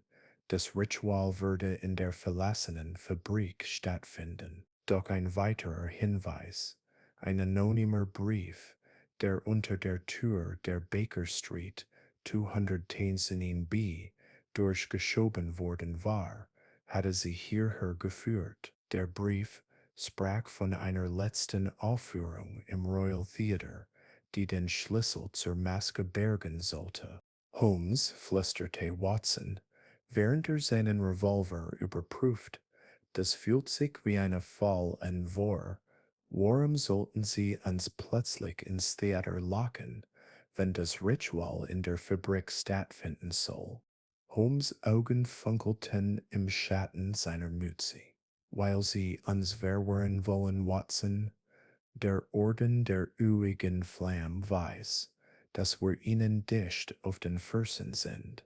Dieser Brief ist entweder ein Ablenkungsmanöver oder ein Versuch, uns endgültig auszuschalten. Aber ich habe eine Vermutung, dass das Theater eine Rolle in ihrem Plan spielt. Die Maske des Todes ist ein Symbol für Drama und Täuschung, und welcher Ort wäre besser geeignet als eine Bühne? Sie betreten das Theater durch einen Seiteneingang, den Holmes mit einem Dietrich öffnet. Das Innere war still, die prunkvollen Kronleuchter waren dunkel, und die roten Samtvorhänge hingen wie schwere Schatten über der Bühne. Der Geruch von altem Holz und Staub lag in der Luft. Doch da war auch etwas anderes, ein schwacher Hauch von Quecksilber und goldenem Staub, der Holmes sofort aufmerksam macht. Sie waren hier, murmelte er, während er den Boden mit seiner Taschenlampe absuchte. CNC Watson, Spüren des Todes, dieser Bühne führen. Die beiden Männer bewegen sich lautlos durch die Gänge, ihre Schritte gedämpft durch den dicken Teppich. Als sie die Bühne erreichten, sahen sie eine unheimliche Szenerie, ein großer runder Tisch stand in der Mitte, bedeckt mit einem schwarzen Tuch, auf dem die goldene Maske lag, umgeben von Kerzen, die in einem perfekten Kreis angeordnet waren. Die Maske schien im flackernden Licht zu pulsieren, als ob sie lebendig wäre. Holmes flüsterte Watson, das ist die Maske. Ein Hörbuch ist der Orden.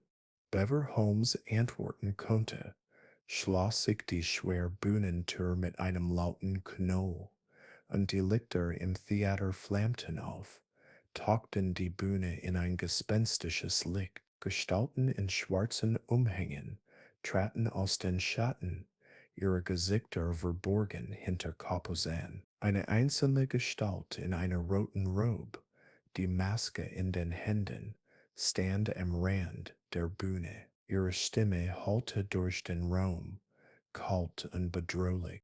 Willkommen, Mr. Holmes, Dr. Watson, sagte die Gestalt. Sie sind pünktlich zu unserer letzten Aufführung, doch diesmal gibt es kein Entkommen. Holmes trat vor, seine Haltung ruhig, aber seine Augen wachsam. In dramatischer Inszenierung, wie ich sehe, aber ihre Täuschung ist durchschaubar. Sie brauchen die Maske für das Ritual und sie wissen, dass wir ihnen im Weg stehen. Was wollen Sie wirklich? Die Gestalt lacht. Ein hohles Geräusch, das durch die Akustik des Theaters verstärkt wurde. Was wir wollen, Detektiv, ist Macht. Die Maske des Todes ist der Schlüssel zum Tor des Nebels. Und heute Nacht wird es geöffnet. Aber Sie sind ein Problem, das gelöst werden muss. Watson zog seinen Revolver, doch Holmes legte eine Hand auf seinen Arm. Nicht so voreilig, Watson. Sie wollen uns lebend, zumindest für den Moment. Warum sonst diese Theatralik? Die Gestalt. In der roten Robe hob die Maske hoch. Sie sind klug, Holmes. Aber ihre Klugheit wird sie nicht retten. Das Ritual erfordert Blut, und ihr Blut wird genügen. Plötzlich ertönte ein ohrenbetäubender Knall, und die Bühne erzitterte, als ein schwerer Vorhang herabfiel, Holmes und Watson von den Gestalten trennend. Rauch erfüllte die Luft, und das Chaos brach aus. Holmes packte Watson und zog ihn hinter eine der Kulissen, während die Gestalten in den Umhängen durch den Rauch stürmten, ihre Waffen gezückt. Ein Fool, wie ich vermute, sichte Holmes. Aber sie haben einen Fehler gemacht. Sie haben uns unterschätzt. Die beiden Männer kämpfen sich durch die Dunkelheit. Holmes' Gehstock wirbelte durch die Luft, um Angreifer abzuwehren, während Watson gezielte Schüsse abgab, um die Verfolger auf Abstand zu halten. Doch die Gestalt in der roten Robe war verschwunden und mit ihr die Maske. Als sie endlich einen Notausgang erreichten, stießen sie auf Inspektor Lestrade, der mit einer Handvoll Polizisten eingetroffen war. Holmes, rief Lestrade, wir erhielten eine Nachricht, dass es hier Ärger gibt. Was zur Hölle ist passiert? Holmes' Gesicht war grimmig. Ihn falle Lestrade. Der Orden wollte uns ausschalten, aber sie haben die Maske mitgenommen. Doch ich habe etwas gesehen. Ein Symbol auf dem Umhang der roten Gestalt. Es war nicht des Ordens. Es war etwas anderes, etwas, das wir übersehen haben. Watson, noch atemlos vom Kampf, fragte, was bedeutet das, Holmes? Gibt es noch eine Partei in diesem Spiel? Holmes nickte langsam. Möglicherweise, Watson. Der Orden ist nicht so einheitlich, wie wir dachten. Es gibt einen Bruch in ihren Reihen oder einen Wörter unter ihnen. Und das ist unsere Chance. Als sie das Theater verließen, brannte die Bühne hinter ihnen. Die Flammen fraßen sich durch die Kulissen. Die Maske war fort, doch Holmes wusste, dass die Spur noch warm war. Das Ritual war nahe, und die Konfrontation im Theater hatte ihm gezeigt, dass der Orden Fehler machte, Fehler, die er ausnutzen würde. Zur Fabrik, Watson, sagte Holmes, während sie in eine Droschke stiegen. Dort wird alles enden, und ich schwöre, ich werde die Wahrheit hinter der Maske des Todes enthüllen, bevor diese Nacht vorbei ist. Die Nacht schloss sich um sie, und die Straßen Londons fühlten sich an wie ein Labyrinth, das sie immer tiefer in das Herz des Geheimnisses sog. Kapitel 10 Flut durch die Nacht. Die Straßen Londons waren ein Labyrinth aus Schatten und Nebel, als Sherlock Holmes und Dr. Watson aus dem brennenden Royal Theater flohen. Der Geruch von Rauch haftete an ihren Kleidern, und das Echo der Schreie des Ordens der üwigen Flamme hallte noch in ihren Ohren. Die goldene Maske, die kurzzeitig in ihrer Reichweite gewesen war, war wieder in den Händen der roten Robe verschwunden, und Holmes wusste, dass die Zeit knapp wurde. Das Ritual, das in der verlassenen Fabrik stattfinden sollte, rückte immer näher, und der Orden hatte bewiesen, dass er bereit war, alles zu tun, um sie aufzuhalten. Holmes küsste Watson, während sie durch eine enge Gasse rannten. Sie wussten, dass wir im Theater sein würden. Jemand hat ihnen unseren Standort verraten. Lestrade, Holmes' Gesicht war grimmig. Seine Augen scannten die Umgebung, während sie sich durch die Dunkelheit bewegten. Möglich, Watson, aber ich vermute, der Verrat liegt tiefer. Das Symbol auf dem Umhang der roten Gestalt. Es war nicht das des Ordens, es gibt eine dritte Partei, oder jemand innerhalb des Ordens verfolgt ein eigenes Ziel. Doch jetzt müssen wir uns auf das Überleben konzentrieren. Hinter ihnen ertönte das Scharren von Stiefeln auf dem Pflaster, gefolgt von gedämpften Stimmen. Der Orden hatte die Verfolgung aufgenommen. Holmes zog Watson in eine Seitengasse, wo sie sich hinter einem Stapel Fässer verbargen. Durch die Ritzen sahen sie 5 Gestalten in schwarzen Umhängen, die Fackeln und Messer in den Händen hielten. Eine von ihnen, größer als die anderen, trug eine Kapuze mit einem schwachen goldenen Schimmer, ein Zeichen, dass sie der roten Robe nahe stand. Sie können nicht weit sein, knurrte die große Gestalt. Findet sie, bevor sie die Fabrik erreichen. Der Meister wird keine Fehler dulden. Holmes flüsterte Watson zu. Wir müssen die Thems erreichen. Dort gibt es eine Brücke, die uns einen Vorteil verschafft. Folgen Sie mir und bleiben Sie leise. Die beiden Männer schlichen sich durch die Gasse, ihre Schritte gedämpft durch den Nebel. Durch sie eine Ecke bogen, flammte plötzlich eine Fackel vor ihnen auf, und eine weitere Gestalt blockierte ihren Weg. Es war ein Mann, dessen Gesicht unter einer Kapuze verborgen war, doch seine Augen glühten mit einer Intensität, die Watson einen Schauer über den Rücken jagte. Holmes Sichte der Mann. Sie sind ein Dorn im Fleisch des Ordens. Geben sie auf, und wir lassen ihren Freund leben. Holmes ist Hand sich um seinen Gehstock, der eine versteckte Klinge enthielt.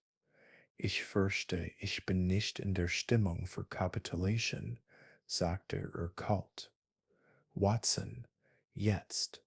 Mit einer schnellen Bewegung stürzte Holmes vor. Sein Gehstock traf die Hand des Mannes, und die Fackel fiel zu Boden, wo sie sich in dem feuchten Pflaster erlosch. Watson zog seinen Revolver und feuerte einen Warnschuss in die Luft, was die anderen Verfolger für einen Moment zurückweichen ließ. Die beiden Männer rannten weiter, ihre Schritte holten durch die Gassen, während der Nebel sie wie ein schützender Mantel umhüllte. Sie erreichten die Thems, wo eine schmale Fußgängerbrücke über das dunkle Wasser führte. Holmes führte Watson über die Brücke, doch als sie die Mitte erreichten, hörten sie das Knarren von Holz hinter sich.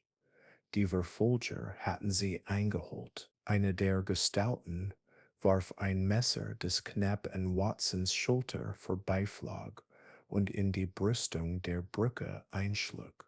Wir müssen die Brücke zerstören, sagte Holmes, während er eine kleine Dynamitkapsel aus seiner Tasche zog, eine Vorsichtsmaßnahme, die er nach der Entführung Watsons eingesteckt hatte. Halten Sie sie auf, Watson.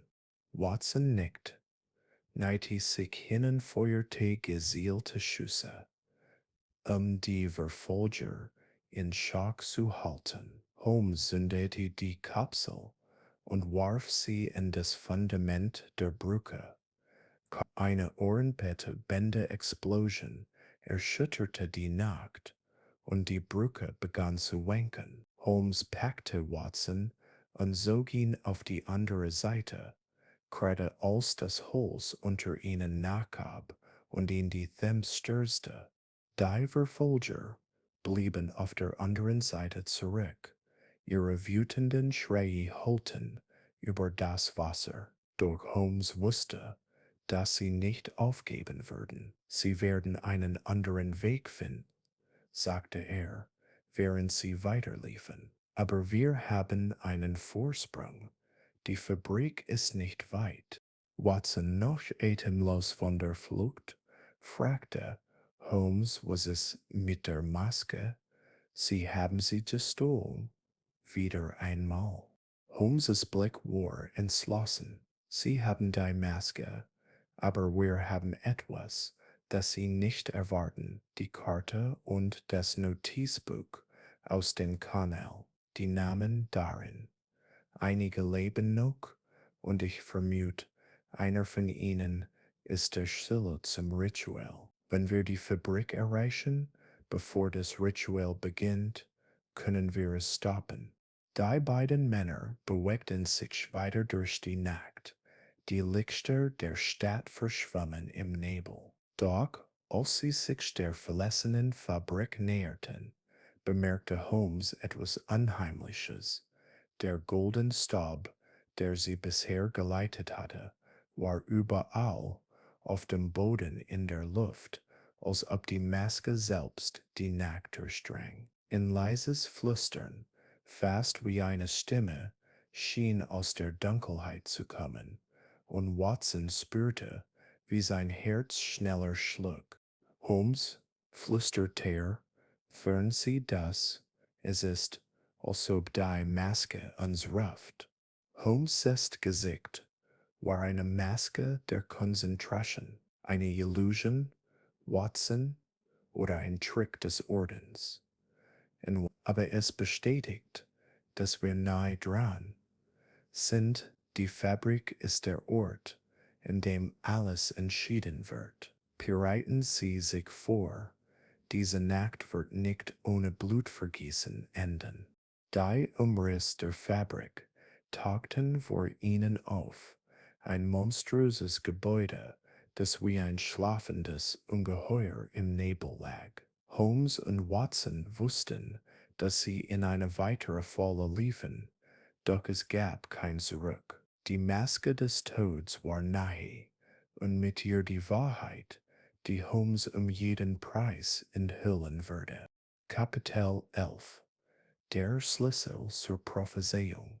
Der Nebel lag wie ein schwerer Schleier über der verlassenen Fabrik am Rande Londons, als Sherlock Holmes und Dr. Watson sich dem baufälligen Gebäude näherten.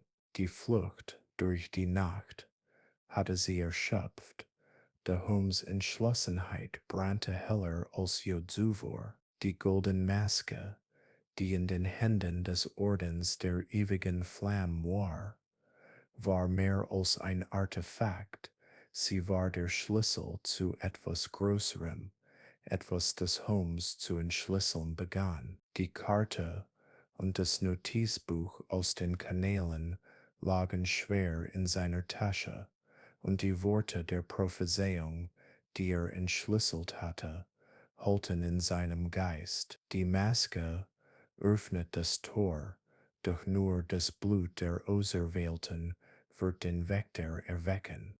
Holmes, flüsterte Watson, während sie sich hinter einer verrosteten Maschine versteckten. Dieser Ort ist wie ein Grab. Wenn das Ritual hier stattfinden soll, wo sind sie? Es ist zu still. Holmes' Augen scannten die Umgebung. Seine Taschenlampe warf scharfe Lichtstrahlen in die Dunkelheit. Zu still, Watson, aber nicht leer. Sehen Sie dort, der golden Staub. Er führt zu diesem Gebäude. Er zeigte auf eine Spur, die sich über den zerbrochenen Betonboden zog, direkt zu einer schweren Eisentür, die halb offen stand. Sie sind hier, und Sie wissen, dass wir kommen, aber wir haben einen Vorteil. Sie glauben, wir seien geschwächt. Die beiden Männer schlichen sich näher, ihre Schritte gedämpft durch den Staub und Schmutz der Fabrik. Die Luft war schwer von einem seltsamen Geruch, eine Mischung aus Quecksilber, erhelltem Metall und etwas, das Watson nicht einordnen konnte, fast wie verbranntes Pergament. Als sie die Eisentür erreichten, hörten sie ein leises Summen, wie ein Chor von Stimmen, das aus der Tiefe des Gebäudes kam. Holmes öffnet die Tür vorsichtig, und sie traten in einen riesigen Raum, der einst eine Produktionshalle gewesen sein musste. Jetzt war er ein Schrein des Wahnsinns. In der Mitte stand ein großer steinerner Kreis, ähnlich dem, den sie im Theater gesehen hatten, mit der goldenen Maske in seiner Mitte, umgeben von flackernden Kerzen. Symbole, die denen auf der Münze ähnelten, waren in den Boden geritzt, und der goldene Staub schwebte in der Luft, als ob er von einer unsichtbaren Kraft gelenkt wurde. Doch was Holmes' Aufmerksamkeit erregte, war ein Podest am Rand des Kreises, auf dem ein weiteres Artefakt lag, ein schwarzer Stein, der mit denselben fremdartigen Zeichen graviert war. Watson, flüsterte Holmes, das ist kein gewöhnlicher Stein. Sehen Sie die Gravüren? Sie sind identisch mit denen auf der Münze und der Maske. Ich vermute, dass die Maske und der Stein zusammengehören. Zwei Teile eines uralten Mechanismus. Watson runzelte die Stirn. In Mechanismus? Sie meinen wie ein Schlüssel und ein Schloss? Genau, antwortet Holmes. Die Prophezeiung spricht vom Tor des Nebels. Ich glaube, die Maske ist der Schlüssel und dieser Stein ist das Schloss, oder zumindest ein Teil davon. Der Orden glaubt, dass sie zusammen eine Macht freisetzen können, die sie für unsterblich hält. Aber es gibt etwas, das sie übersehen haben. Bevor Watson nachfragen konnte, vertonte ein lautes Knarren, und die Türen der Halle schlugen zu. Gestalten in schwarzen Umhängen traten aus den Schatten, ihre Kapuzen tief ins Gesicht gezogen. Eine einzelne Gestalt in einer roten Robe stand am Rand des Kreises, die Maske nun in ihren Händen. Mr. Holmes, sagte die Gestalt, ihre Stimme hallte durch die Halle. Sie sind hartnäckig, aber ihre Jagd endet hier. Das Ritual wird vollendet und das Tor wird geöffnet. Holmes trat vor, seine Haltung ruhig, doch seine Augen wachsam. Sie sprechen von Macht, aber sie verstehen nicht, was sie entfesseln. Die Prophezeiung, die sie variieren, ist unvollständig. Die Inschrift auf dem Stein erwähnt einen Wächter, und ich bezweifle, dass ihnen wohlgesonnen ist. Die Gestalt lachte, ein kultes, unheimliches Geräusch. Sie wissen nix, Detektiv. Der Wächter wird uns dienen, sobald das Blut der Auserwählten fließt.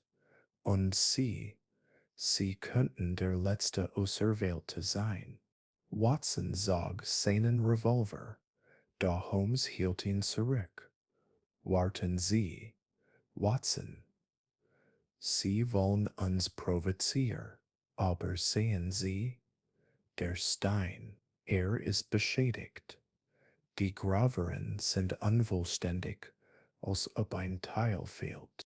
Die Gestalt in der roten Robe zögerte, und Holmes nutzte den Moment. Sie haben nicht alles, was Sie brauchen, nicht wahr? Der Stein ist nur ein Fragment. Ohne das vollständige Artefakt ist Ihr Ritual nutzlos. Die Gestalten in den schwarzen Umhängen wurden unruhig, und ein leises Murmeln ging durch ihre Reihen. Die rote Robe trat vor, ihre Stimme zitterte vor Wut. Sie lügen, Holmes.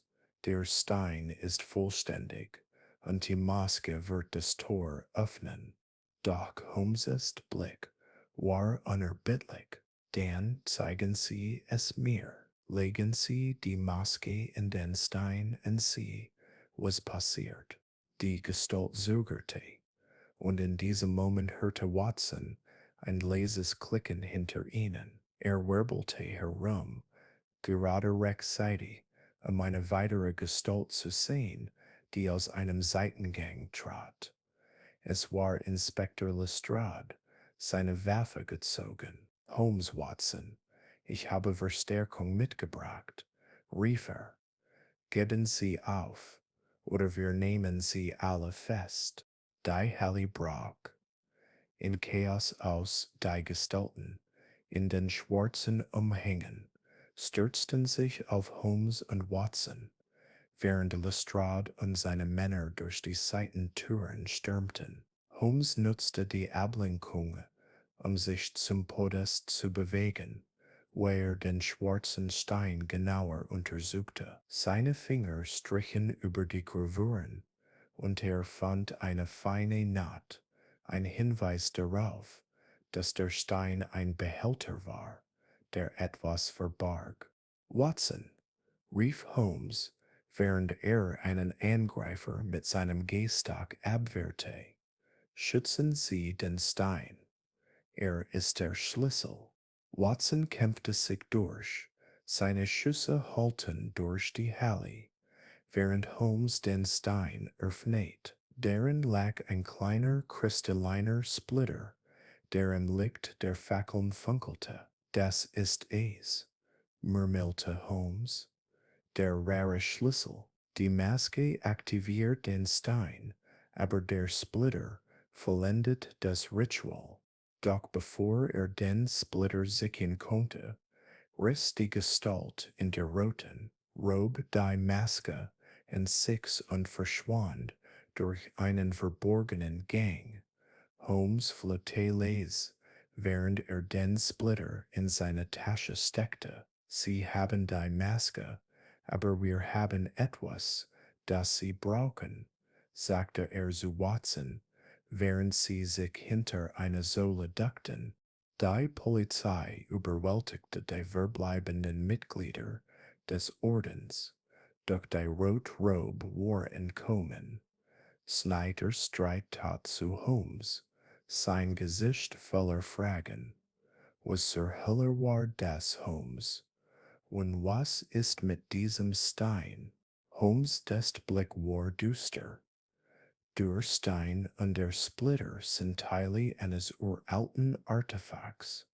Lestrade, die Maske ist der Schlüssel, aber ohne den Splitter ist das Ritual unvollständig. Der Orden wird zurückkommen, und wir müssen bereit sein.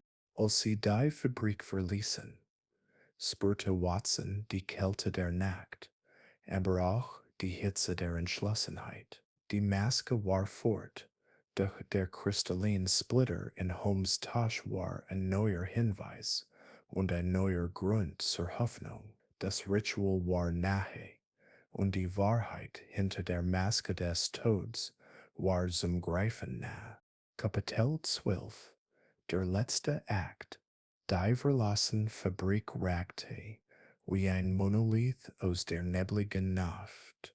Ihre zerbrochenen Fenster starrten wie leere Augen in die Dunkelheit. Sherlock Holmes und Dr. Watson kauerten hinter einer verrosteten Maschine am Rand des Geländes, ihre Blicke auf die schweren Eisentor gerichtet, die den Eingang zur Haupthalle bewachten. Der kristallin Splitter, den Holmes in der letzten Konfrontation gesichert hatte, lag schwer in seiner Tasche, ein winziges Stück eines uralten Puzzles, das die Macht der Maske des Todes vervollständigen konnte. Die Prophezeiung, die Holmes entschlüsselt hatte, hallte in seinem Geist weiter. Die Maske öffnet das Tor, doch nur das Blut der Auserwählten wird den Wächter erwecken. Heute Nacht, das wusste Holmes, würde der Orden der ewigen Flamme versuchen, das Ritual zu vollenden, und er war entschlossen, sie zu stoppen. Holmes, flüstert Watson, während er seinen Revolver überprüfte. Die Polizei ist in Stellung, aber Lestrade ist immer noch ein Risiko. Wenn er wirklich ein Verräter ist, könnte er uns in den Rücken fallen. Holmes' Augen glühten vor Intensität. Lestrade ist ein Risiko, Watson, aber kein unberechenbares. Seine Angst vor dem Orden ist echt, und ich glaube, er wird handeln, wenn es darauf ankommt. Aber wir dürfen niemandem trauen, nicht heute Nacht. Der Anführer des Ordens ist hier, und mit ihm die Maske. Dies ist unsere letzte Chance. Die beiden Männer schlichen sich näher, ihre Schritte gedämpft durch den furchen Boden. Die Luft war schwer von dem vertrauten Geruch von Quecksilber und goldenem Staub, und ein leises Summen wie ein ferner Chor drang aus der Halle. Holmes fand eine Seitentür, die nur angelehnt war, und sie traten ein, ihre Sinne geschärft. Die Haupthalle war ein Schauplatz des Wahnsinns. Der steinerne Kreis, den sie zuvor gesehen hatten, war nun vollständig mit Symbolen bedeckt, die im Fackellicht glühten. In der Mitte des Kreises stand die goldene Maske auf einem Podest neben dem schwarzen Stein, den Holmes untersucht hatte. Doch was seine Aufmerksamkeit erregte, war die Gestalt in der roten Robe, die vor dem Kreis stand, die Arme erhoben, während sie in einer fremden Sprache intonierte. Der Wächter wird erwachen, rief die Gestalt, ihre Stimme hallte durch die Halle. Das Blut der Auserwählten wird fließen, und das Tor des Nebels wird sich öffnen. Um den Kreis standen ein Dutzend Gestalten in schwarzen Umhängen, ihre Gesichter verborgen, doch ihre Haltung variiert Fanatismus. Holmes bemerkte, dass einer von ihnen eine gefesselte Gestalt festhielt, eine junge Frau, deren Gesicht blass vor Angst war. Ein Opfer, flüsterte Holmes zu Watson, die Auserwählte. Wir müssen handeln, bevor es zu spät ist. Watson nickte, sein Hand fest den Revolver. Wie lautet der Plan, Holmes? Ablenkung und Precision, antwortet Holmes. Ich werde Ihre Aufmerksamkeit auf mich ziehen. Sie befreien das Mädchen und sichern den Stein. Der Splitter in meiner Tasche ist der Schlüssel. Ohne ihn ist das Ritual unvollständig. Holmes trat aus den Schatten. Seine Stimme durchschnitt die Stille wie ein Messer. Meine Herren, ich fürchte, Ihre Aufführung ist zu Ende. Die Gestalten wirbelten herum, und die Rotrobe senkte die Arm. Ihre Kapuze verbarg ihr Gesicht. Holmes zischte sie. Sie sind ein Narr, Sie können das Unvermeidliche nicht aufhalten. Holmes lächelte kalt.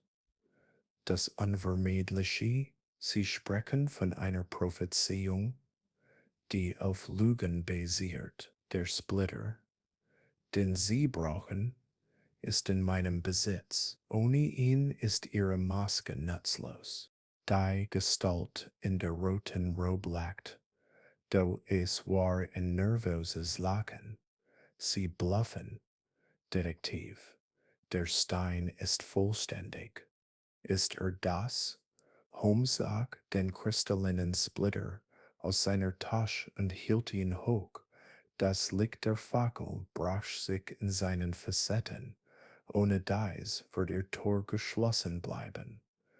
Lassen Sie das Mädchen frei, und wir können verhandeln.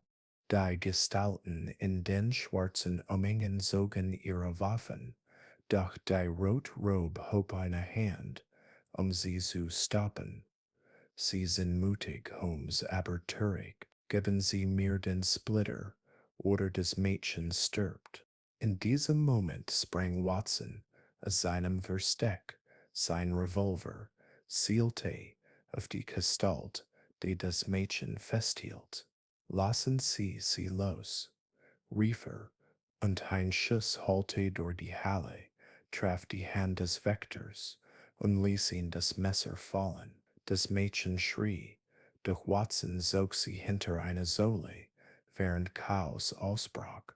Holmes nutzte die Ablenkung, sich zum Podest zu bewegen, doch die Rotrobe war schneller. Sie riss die Maske und sich umsprintet zu einem verborgenen Gang am Rand der Halle. Holmes folgte ihr, seine Beine trugen ihn durch die Dunkelheit, während Watson das Mädchen in Sicherheit brachte und die verbleibenden Ordensmitglieder mit gezielten Schüssen in Schach hielt. Der Gang führte in eine unterirdische Kammer, wo der Rotrobe vor einem weiteren steinernen Kreis stand, die Maske in der Hand. Sie sind zu spät, Holmes, sagte sie, und zum ersten Mal hörte Holmes eine vertraute Stimme. Sie zog die Kapuze zurück, und Holmes erstarrte. Es war Lord Ashbourne. Sie, sagte Holmes, seine Stimme kalt vor Wut. Ich hätte es wissen müssen. Ihre Sammlung, ihre Geheimnisse, alles war eine Fassade. Ashbourne lächelte. Seine Augen glühten vor Fanatismus. Die Maske ist meine Bestimmung, Holmes. Mit ihr werde ich das Tor öffnen und die Macht des Wächters erlangen. Sie können mich nicht aufhalten. Holmes zog den Splitter hervor. Ohne dies ist Ihre Maske nur ein Stück Metall. Geben Sie auf? Ashbourne. Doch Ashbourne lachte und legte die Maske in den steinernen Kreis. Ein unheimliches Licht begann zu pulsieren, und der Boden erzitterte. Das Ritual hat begun, sagte er, Blut verfließen und das Tor wird sich öffnen.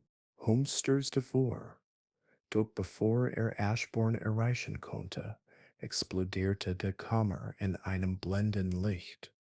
Als sich der Staub legte, war Ashbourne verschwunden, die Maske lag zersplittert auf dem Boden, und der steinerne Kreis war zerstört. Holmes kniete sich hin, seine Finger strichen über der Überrest.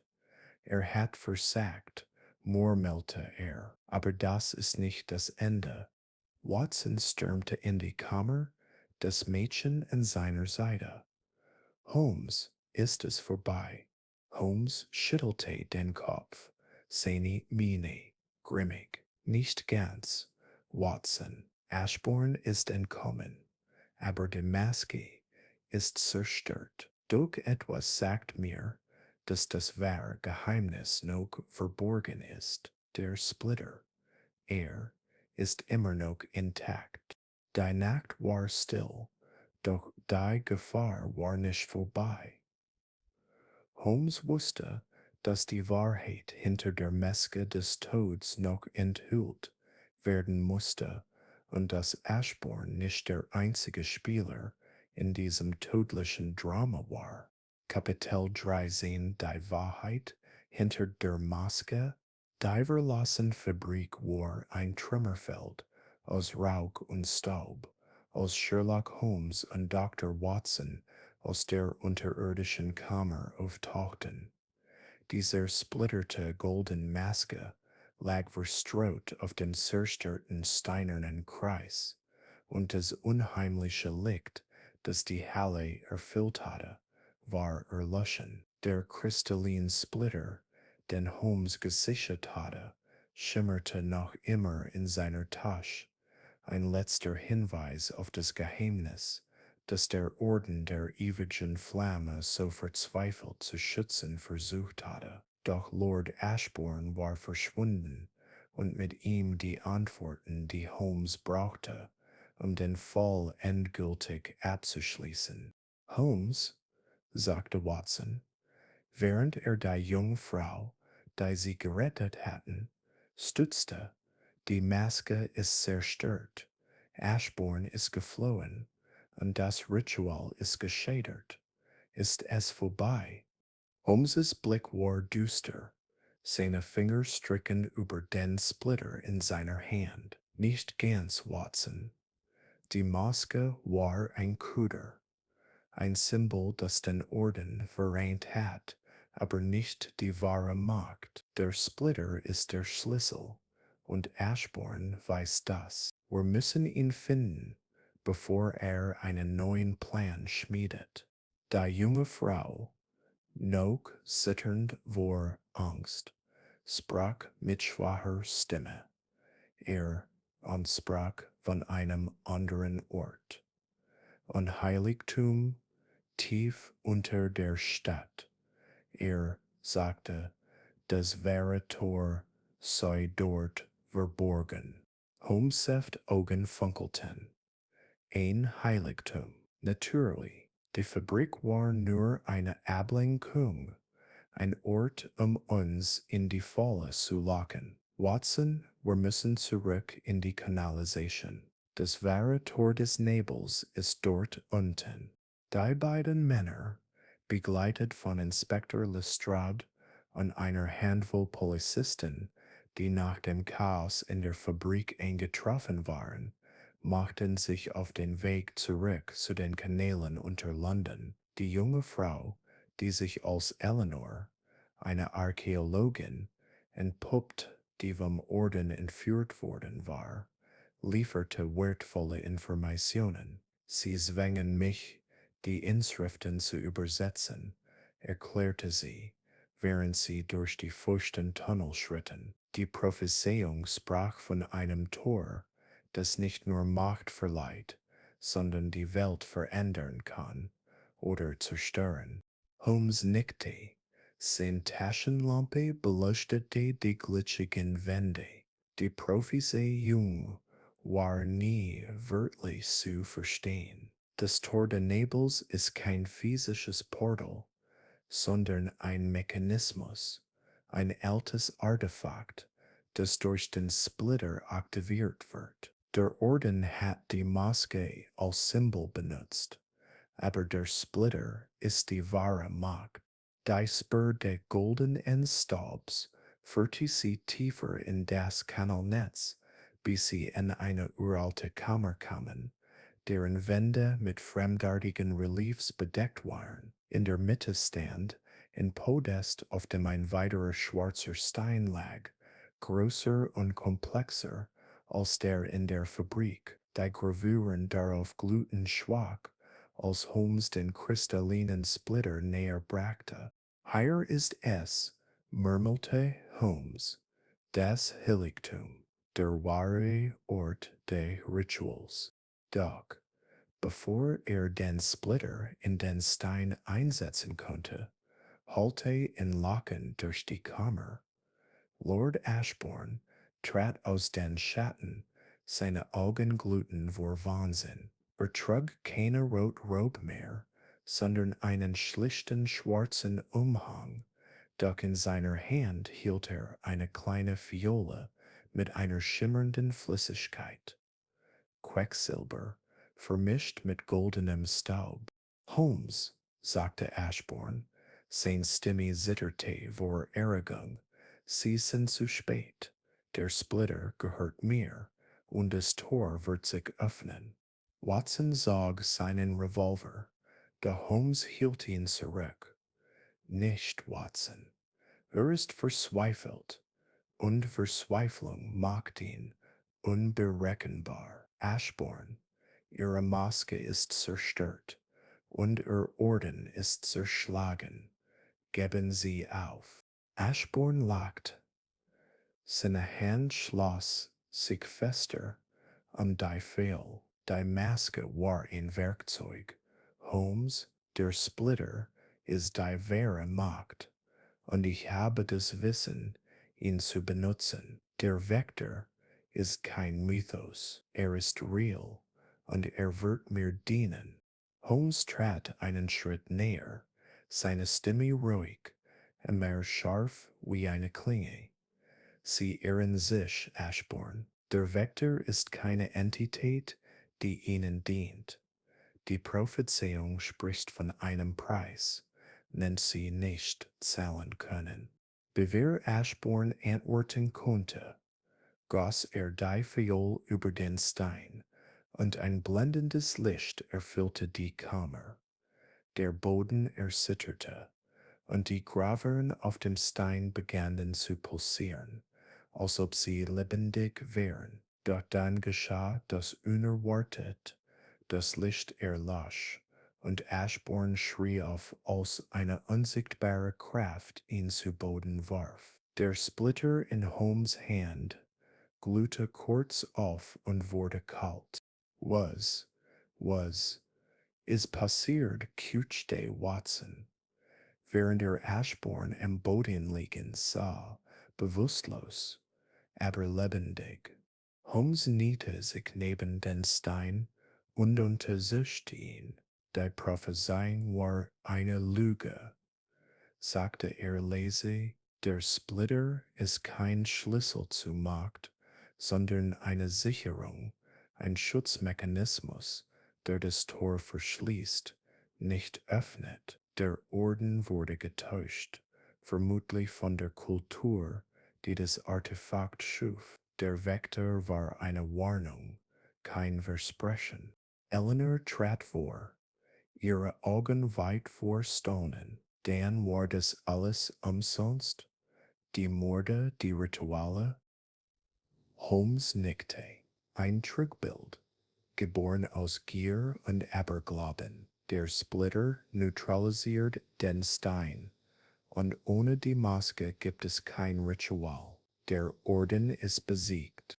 Lestrade und seine Männer nahmen Ashbourne fest, der langsam wieder zu sich kam, sein Gesicht eine Maske der Niederlage. Die Polizei durchgasste die Kammer und fand weitere Dokumente, die Namen der Ordensmitglieder enthielten. Viele von ihnen einflussreiche Persönlichkeiten, die nun zur Rechenschaft gezogen werden würden. Zurück in der Baker Street saß Watson am Kamin, während Holmes den Splitter betrachtet. Holmes, sagte Watson, wie könnten so viele Menschen an etwas glauben, das eine Lüge war? Holmes lächelte. Schmal, die Menschheit, Watson, ist anfällig für Meiden, besonders wenn sie Macht versprechen. Der Orden wollte Unsterblichkeit, aber sie fanden nur ihre eigene Torheit. Die Nacht war still, und die Baker Street fühlte sich zum ersten Mal seit Tagen friedlich an. Die Maske des Todes war zerstört, der Splitter sicher verwahrt, und das Geheimnis des Tors des Nebels war enthüllt, nicht als Perte zur Macht, sondern als Warnung vor der Gier. Holmes legte den Splitter in eine Schatulle und verschloss sie. Manchmal, sagte er leise, ist die größte Macht, die Wahrheit zu kennen. Und so endet das Abenteuer der Maske des Todes mit einer Auflösung, die Holmes verstand und Watsons mutwürdig war, und einer Lehre, dass selbst die dunkelsten Geheimnisse im Licht der Logik verblassen.